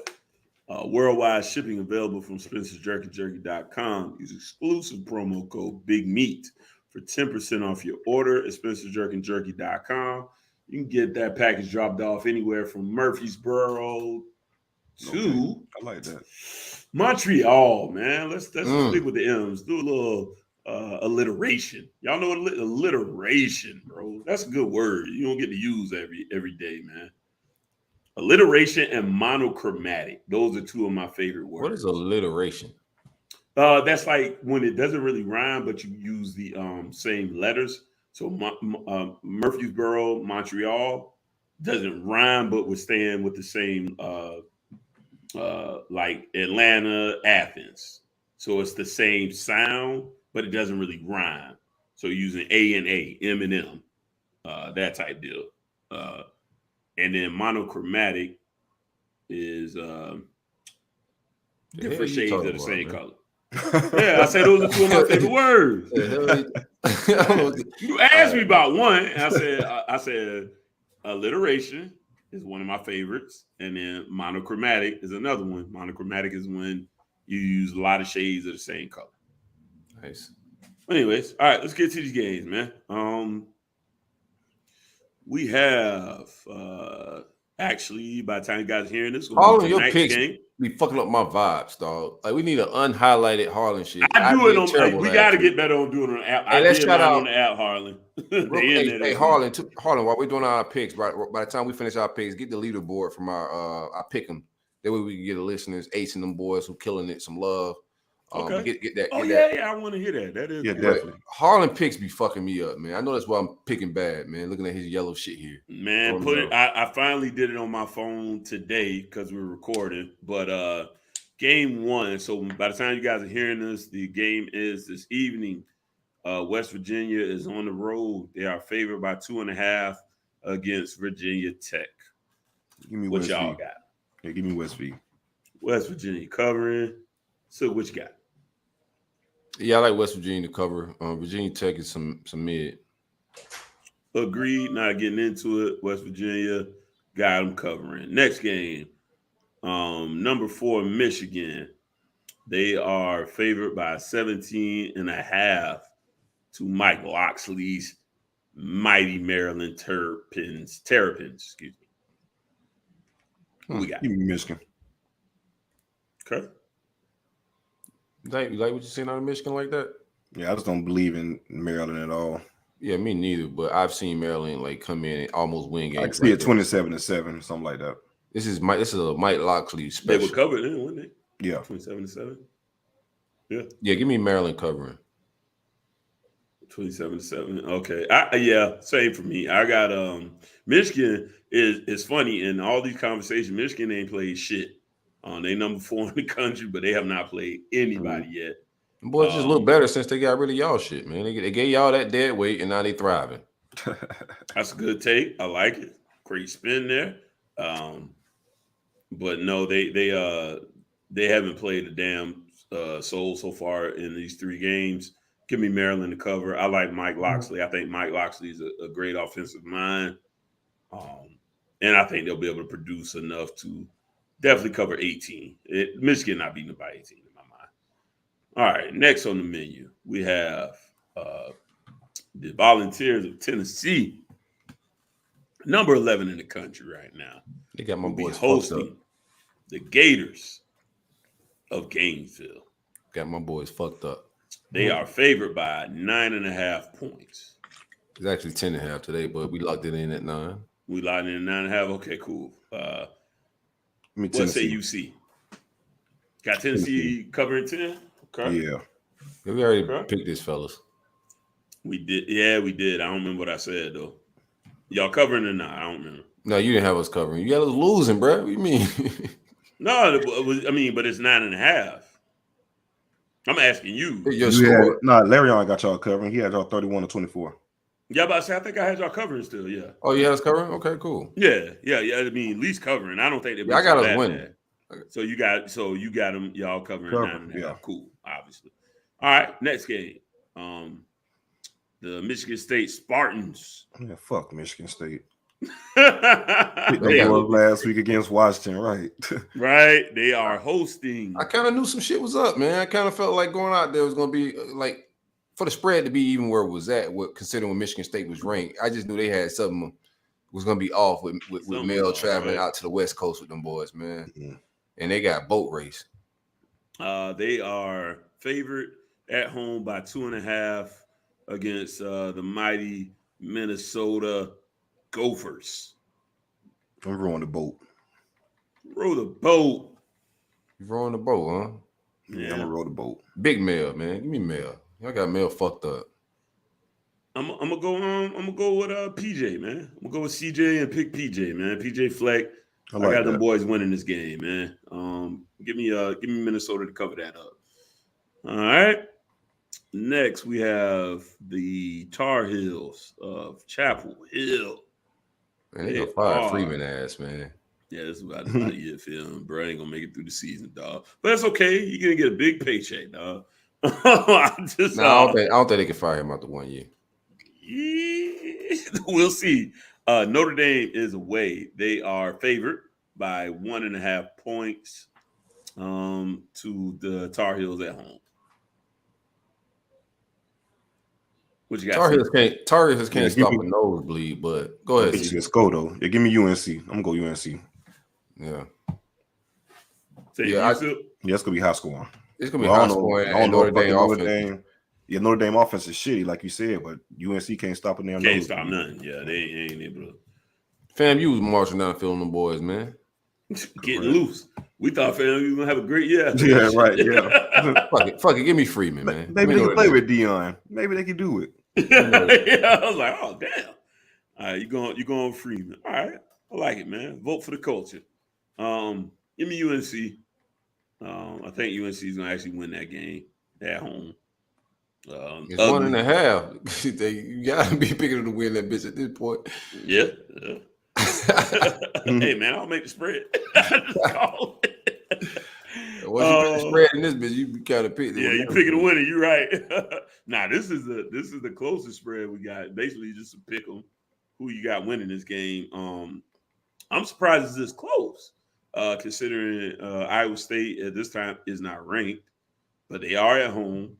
They are a 0.5-point favorite against number 17 Baylor. So basically, it's just a pick 'em here. Who you got? Give me Baylor. Dave Aranda. Is that Baylor? It is. No, it's at Iowa State. It's at Iowa State. They're favored by 0.5 point. Them folks know something, man. Give me Iowa State. I like that strategy. I'm gonna go Aranda as well. Give me Aranda. I got Baylor taking that game. All right, next up. Number 25. Big Middle Tennessee State, man. Yes, y'all sir. talking about? Tennessee State. Air raid this shit, cuz. Miami at home versus Middle Tennessee State. Miami is favored by 4 touchdowns, man. Both of y'all guys going Middle Tennessee State to cover. They got Mario fucked up. I think I had a 35-10 y'all way, so I'm going Middle Tennessee State. They got Mario fucked up. They think he finna go win by 4 touchdowns like that. Yeah, man. He finna sit on that shit, man. Finna bury these people, man. Get up out of here, man. We're gonna do it just running the rock, man. You know. Y'all was sitting on the deficit. I know y'all finna sit on the lead. That's crazy. That's crazy. Yeah. And the boys go down there. Makes all the sense in the world. And the boys draining the play clock and shit. I'm like, what in the hell? We got to score touchdowns. So get your ass down there. You can't score, man. Shut your ass up. Boy, taking their time. Y'all some bad. They get down there and kick that bitch. Like, Jimbo kept giving that bitch back too. I got a 42-10, man. We covered that. Nice. 42-10. All right, next game. Auburn is at home. They are favored by 6.5 against Missouri. I like Auburn on that. Auburn. Okay. Give me Missouri. I take Missouri to cover the spread on that. You seen them play this year? Boys. Haven't seen anything, but don't trust Auburn. I don't trust Auburn, but I just don't trust Auburn, man. I'll be honest with you. I have not seen them. I'm not gonna lie to you. This weekend, I actually think I'll get to watch a lot of football this weekend. This is an interesting one right here, though. This is a good one, yeah. Number 10, Arkansas. Oh, okay, excuse me. Let me reverse that. Number 23, Texas A&M is hosting number 10, Arkansas. They are favored by 2.5 points. Mm-hmm. What y'all got here? Arkansas. Yeah. I'm with you, man. Subi. I actually think they win by more than 2.5. I think Arkansas. They're gonna go do y'all. They're gonna go do the shit y'all should have did. Right? Yeah. I'm gonna give you that. I think they punched the ball in the end zone. I actually got Arkansas on this one by. I'm feeling something in the neighborhood of 13 points. I think they end up winning pretty convincingly in that game. All right. Let's see. A few more games left. We got Utah is on the road. Number 13, Utah on the road against Herm and the boys, man. Oh, yeah, Utah rest in peace, Herm Edwards' career. It's the game after Herm. Just the Utah boys, no Herm. Yeah, just the boys. The boys versus Emory Utah. and the boys. Emory at quarterback too. D12, D12. That's to lead the defensive force. And that's leading the defense. Emory leading the offense. Yeah, give me Utah. What's up? Swifty, McVay, whatever the rest of D12 was. M and the rest of D12. They are favored by 14.5 on the road against Arizona State. So y'all both got Utah on that one. Yeah, for sure, man. For sure. Likewise, I have selected Utah to cover 15 points. Oh, look at it's the battle of who we played last week, right? Bro. Yeah. I got Louisville and blowout, man. Got to stay on brand. Give me USF, man. Right. Louisville and the blowout. What's going on? Where they going? They coming to South Florida? Or South Florida? They coming to Kentucky. Yeah, they going to Kentucky.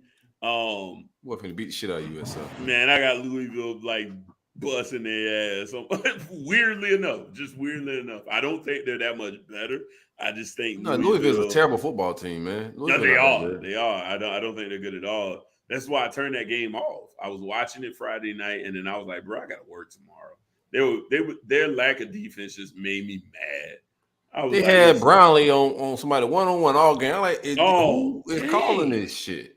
I love it. Yeah, they made me upset, but just for some reason, I think they're going to go crazy, and they're going to end up pulling that one off.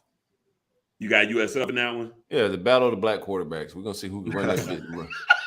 Who can run that bitch harder. I can tell you who's going to win that now. That's gonna be motherfucking. I just need them to cover the spread, bro. That's it. 15.5. I think they can possess and shorten the game. They done showed that shit. USF can. They showed that they could run that quarterback and run the air out of that bitch when they got to throw it when it's gonna be a problem for them. FitX. All right, next game. We run down the bottom of this. We got about 5 left. Number 22 Texas is away. Yeah. They're going to visit the Red Raiders of Texas Tech. Yeah, they are favored by 4.5. What the hell is Texas Tech? Where do they play ball? Lubbock, Texas. Lubbock. Okay, Lubbock. Okay, cool. Yeah, Lubbock. Did not know that. I would never go to Lubbock, Texas, so I would never know that. No, I'm not. I'll go to Austin. I'll definitely go chill in Austin. I have not done that. No, Austin is a decent city, but you don't want to go to Lubbock. Yeah, I'm not going to Lubbock. Trust me. Yeah, who we got here? They are 4.5 point favorites. Give me Texas. Just because I got to pick somebody, give me Texas. Right. Give me Texas Tech, man. Just because I got to pick somebody. Somebody got covered. I'm gonna go with Texas. I don't think they're particularly great, but Texas Tech has shown me that they can kind of be a front runner and not finish out games. So I'm gonna take Texas to.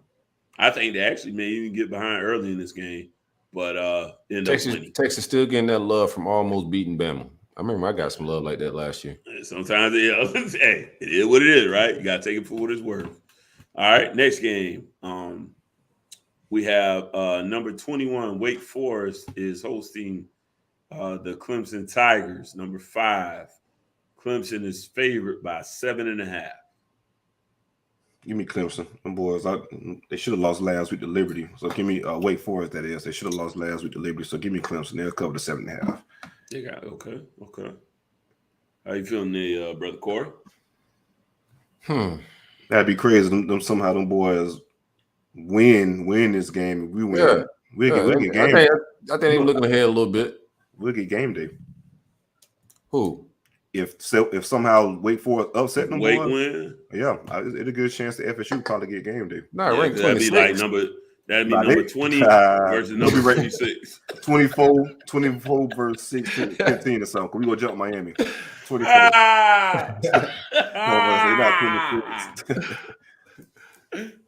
Give me Clemson, like I said. Are you taking Wake? Okay. Yeah, taking Wake to cover. Yeah. I likewise have picked Wake to cover that game. Sam Hartman fan, they're at home, older team, disciplined. Wait, They're just gonna get up for this game. Telling you much, bro. They're just gonna get up for this game.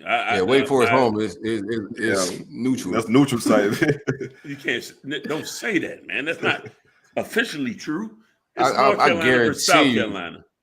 I guarantee TBD. That shit ain't nothing, boy. That shit is I guarantee you TBD want to go there. TBD want to go Wake Forest. You can't wait over that shit. Yeah, you can't wait. Yeah, you got that shit. So everybody tagged me in that shit. I was like, I don't give a shit. Man, say, hey, we don't play in college atmosphere like that, unless it's a big game. That's what it is. You can't say that shit though, man. It's real. Why not?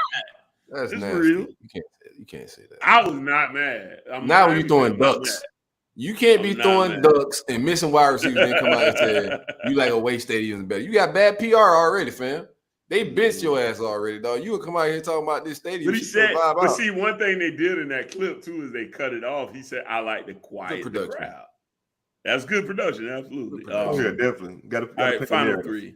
Let's get into this. This was really interesting to me because the spread is what I would expect on a game of this nature. So Oregon State is hosting number 7 USC. USC is only favored in this game by 6.5. It's one of the more interesting games on the slate to me. I would expect a bigger slate, a bigger spread. Excuse me. They know something, yeah. Vegas knows something. But yeah, that was probably the most interesting one to me on this whole entire slate. Lincoln Riley win by 7. He'll give me a touchdown. He'll give you a touchdown. Yeah, like okay. I like him for the touchdown. Give me Oregon, big Beavers. Big Beavers, man. Yeah, bro, big Beavers, dog. Man, big Beavers. You kind of I'm gonna stick with my pick, man. You know what? Nah. You know what, bro? I just literally switched my pick. I'm with you, man. They know what time that game at? What time that game is at? I don't know. About 10 o'clock, bro. Yeah, I want to watch that. 10, 11 o'clock our time. Our time, yeah, probably 10, 11. I want to watch that one, but that's going to be late. You actually just swayed me, man. I'm with you, man. I just feel like they know something. Because that's not a big enough spread for a number 7 team in the country. So I just switched it on the app. I'm going to go Oregon State as well. Something they know doesn't make sense for number 17 not to be favored by more than that on the road. Right. Or against an unranked team. So I'm going to go Oregon State with that one as well. All right. The final two, we have the Oklahoma Sooners, our number 6 team in the country, are hosting the Kansas State Wildcats. They are favored by 13.5. What say you see? Yeah, give me Oklahoma. I go Venables. Give me Oklahoma. 2 touchdowns. Yeah. Yeah, I like Oklahoma. Yeah, I like Oklahoma as well. I like Oklahoma by 4 touchdowns. Yeah, I can see that too. Yeah, Oklahoma gonna beat these people something to the nature of 49-13. It's not gonna be close. Bill Snyder is one of my favorite coaches ever. I thought that guy got a lot. No, he's not. That's what I was about to say. But he's not there. That's what I was about to say. But he's not there. So no Bill Snyder. Right. Yeah, no Bill Snyder. Yeah. If Bill Snyder was there, I might consider it. No Bill Snyder, no way. All right. Final game. The mighty number 26 or 27 Florida State Seminoles. Was it 27 in the AP? I think AP had them 27. And the coaches might have them 26. They are at home hosting. Big game. Red Rags. You pulling up, see? Boston I College. think I'm gonna pull up. I'm gonna beat up. Slide for that one? Yeah, I'm gonna pull up. Don't go on the sideline, man, because they're gonna be hating. Fuck all that, man. Yeah, you know what I mean? Get your bun number 9 and go on down and let them smell it. Let them smell your cologne? Yeah, you gotta let them smell it, bro. Yeah, Prince of the City. That's my dog. I told somebody today, he don't need media pass. Right. Prince of the City. It's different. It's not. Get on the timeline and talk shit about it. Do that. Be mad. Lips tight. It's different, man. It's relationships. But anyways, they are favored this week against Boston College Eagles by 15.5. It's a nice spread there. So who we got here? Give me FSU. What was my score for this one? I had 34-17. Give me FSU. Okay. Yeah, Rutabaga starting, man. Yes, sir. Vegas know that too. Yeah, Vegas don't know Rutabaga like I do. They see me last week. They ain't see that Florida State game last year, so they don't know what's up. I got it 27-20, man. I just hate on the spread. I think Boston College is terrible. I think y'all probably blow them out, but I'm on brand, dog. Now it's so funny because like our scores right there again was like super close. I have you got 28-20. 28-20, yeah. So I got BC covering. Again, I've seen these people play. I don't hate at the end of the day, but I do. These 16 points is a lot. I hate at the beginning and the end of the day. Wake up hating. Hate. When it comes to y'all program, you got that right. Boy, I got nothing positive. Most of this shit is hate. All right. We got the leaderboard. We got the leaderboard. Dang, that thing close, man. So shout out to Ace, man. Up there either. Ace been leading the entire time. Who's the top of out of us? Yeah, we got to figure. You got to scroll down to the bottom. CJ. CJ is. I had a rough week. Me and your week was similar, so we probably down towards the bottom. We did rough last week. CJ is 22 and 21, just barely 500, just barely above 500, and so CJ is leading amongst us. Damn. That's what he got me at. Y'all tell me behind the low more tab, right? Hey, Larry, 19 and 18, and I am 13 and 12. Oh, you stinking? No. It's 12 and 16. That's the record. 12 and 16 is the record. Those are the points. Oh, okay. Yeah, so you 12 and 16. 12 and 6. You stinking up the joint, fam. Yeah, a little bit. All right, I got to come back. Why the fuck are your picks different from me? You came back last year. But then I just saw D-Rob was 15 and 25. That one, put it back up, bro. Let me put it back up. Something's a little off. Maybe I don't have all my picks in here. All right, cool. 19, 21.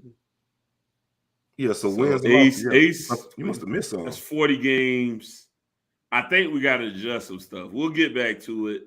Nah. Don't start cheating, cuz. I'm not trying to cheat. I'm saying I think we don't be putting our stuff on the app. I don't think we've been putting our stuff on the app. I've been doing the app. We need to update. I've been doing the app.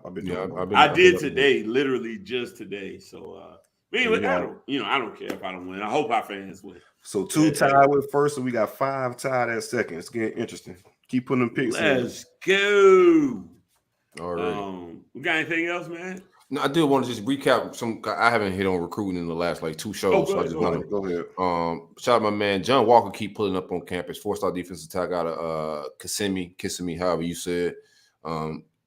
Currently committed to UCF. One of those I-4 kids, defensive tackles that we whiffed on in the summer, but he's been on campus 3 weekends back to back, just vibing. He's really loving the vibes in at University of Florida. I ultimately think we flip him. We just keep doing our thing, building on that relationship. Keon Kelly was another kid that came on campus, spent quality time, 3-day weekend, multiple days, official visit vibes, but wasn't an official visit. He didn't burn one. We'll get him later on in the season, but the 5-star edge rusher out of Berkeley Prep pulled up. I like the way we're trending in that. I think it's coming down to us and Bama there. But I like where we're at. We'll keep doing our thing. Billy can recruit. These guys can recruit. We're going to be in it for some dogs towards the end. Coming up soon, Bryce Thornton, a 4-star safety out of Alpharetta, Georgia. He's going to be making his decision on October 13th. His recruitment is coming down to Florida and Bama. I think Bama's finished their recruitment right now at safety, so it's pretty much us with what he's considering. Bama has – who do they have at safety? I'm forgetting the safeties that they have right now, but they have 2 safeties that they already locked down. I think Tony Mitchell and Caleb Downs are the safeties that they have. Hell of a fucking Safety class, shit. Yeah. Well, Next I guy don't on know there. if you heard, but Alabama recruits well. For sure. If one of those guys was to slip up and leave, I think the next guy on their board is Bryce Thornton. Bryce Thornton was recruited, and it came down to more schools: Georgia, LSU, Miami, Texas, Oregon, Auburn, Michigan. We're getting a dog. This kid can play, man. These kids you want to win. Shout out to our defensive back recruiting has been just top notch shit. So this is gonna be just adding to what we already got. Another thing too, man. Jakeem Jackson, bro. I just want to keep harping on. I know Carmoney and all these guys. We're gonna get a crazy DB room. We already landed some guys, but Jakeem Jackson in that room, bro, is gonna be a hell of a football player. He's gonna be one of them lockdown guys when he get to UF. So getting Carmoney that I've heard where increasing some pressure there as well. Jakeem was a name that I definitely saw circulating. Maybe last week I may have neglected to speak on that. They're definitely trying to turn up pressure on him a little bit as well. So expect to be a ball player. So we'll see. I know Ruiz is cutting back on his NIL stuff, but don't save his bucks there. Go somewhere else. save your time. Return on investment, baby. Yeah, I mean, we talked about that. Yeah, no doubt. You got to pay me, baby. That's all I got recruiting wise. I mean, all those visits don't even matter at this point. I don't want to go over who's on campus. I just missed that. Dropped the ball. What else we got with it? Y'all good? Man, that's a full show, man. Oh, you're real full. Love it. We've been hanging out, dog. Yeah. I gotta go watch my son. For real. I can't believe it's this late. 3 hours. And I feel like we always say it though, man. We always say it, but it's been flowing though. It is what it is, man. When the content slow down, then like we just dragging the people out. Then but this is fire content and shit, man. No doubt. Y'all think real quick before we get out, y'all think Brett Favre going to jail? No. That's crazy. You need to. The rich white man, dog. Sorry. Shout out to Taylor, man. Hey, resident producer with $2, baby. Appreciate it. Shout out, man, Taylor. And Shorty with the bangs next to him, man. That's cute. That's a great take, man. Knoxville is the Miami of Tennessee, dog. Don't do that. Not true at all, man. That shit's on Miami. Y'all try the shit out of Miami with that, Taylor. Don't you ever tell nobody else that shit. Miami, man. y'all should take offense. Taylor has never been to Miami. Even Nashville, I gather from that shit. Even Nashville ain't Miami, but it's the that's the only you're gonna comparable. Get. Yeah, in Tennessee, it's gonna be comparable. Bro, I think we should comparable to Miami. I love you doing LA or some shit. That ain't really. I mean, people like LA, but ain't nothing comparing to Miami, dog. I'm gonna tell you what. We're gonna pull up for the Vanderbilt game. That is probably the only one I think we should Airbnb. They got some fire Airbnbs out there. I need a fire rooftop out there. That's the vibe. Bro, they got some. I'm gonna tell you right now, we could come up with. That's what we need to do. Before we get out of here, man, I do want to update the people on the tailgate. We're not doing the Knoxville tailgate, man. We do got to hash that out with the people. We're not doing the Knoxville tailgate. We just as a business, we just had to reconstruct some things and do stuff that makes sense, man. We had a great time at New Orleans. That was a good plan in everything that we did, but we want to do tailgates in these cities, not away tailgates, man. From a business perspective, it makes more sense for us to invest our time and our resources in Tallahassee, Gainesville, and in Miami, and not in these away stadiums. So we just reconstructing how we do these tailgates. We for sure gonna be at Miami, Florida State. For sure gonna do Florida State, Florida. And those might, and I'm gonna do one in Gainesville, most likely homecoming or LSU. And we're gonna make sure we hit those cities and bank on our listenership and being able to reach fans in these hometowns, not away stadiums. So we reconstructing a little bit of that just to do better business. Georgia, Florida, that one for sure. Yeah, in Jacksonville. That's shout out to 100 Sanford. Oh man, that's gonna be a movie. Y'all definitely want to be to that one. I'm gonna tell you something. All this shit gonna be fire, but Florida State, Miami, I am letting my hair down. I ain't got none of it. That's gonna be the one. That's gonna be that's gonna be fun. That's gonna be super fun, man. If y'all don't go to any other tailgate, pull up to that one. We're gonna be in the city, period. Tailgate. Big events. Cameras, man. Big visuals, man. We shoot movies, man. Yeah, we hanging out. You don't miss the visuals, man. Make sure y'all show up. Make sure you wearing some fly shit. Don't come up here. If you're looking crazy, you're not making the cut, man. Facts. Shout out our boy Lion, man. Yeah, we're gonna be out there. It's gonna be something to see. It's gonna be something to behold, man. Already. Yeah, we'll update you all. We just like you said, we got restructured a little bit. Just gonna make more sense for us, business wise, and for the fans. So for sure. It's the roll up. Yeah. It's the D-Rob, we definitely doing UGA UF. It's the biggest It's the biggest. The biggest listenership, the biggest fanship, the biggest vibes. Nobody do it as big as nobody's doing it better. Biggest chemistry. We ain't forcing nothing. We being us. Talk to him. Let's get up out of here. Y'all be good. Hold it down, Harlan.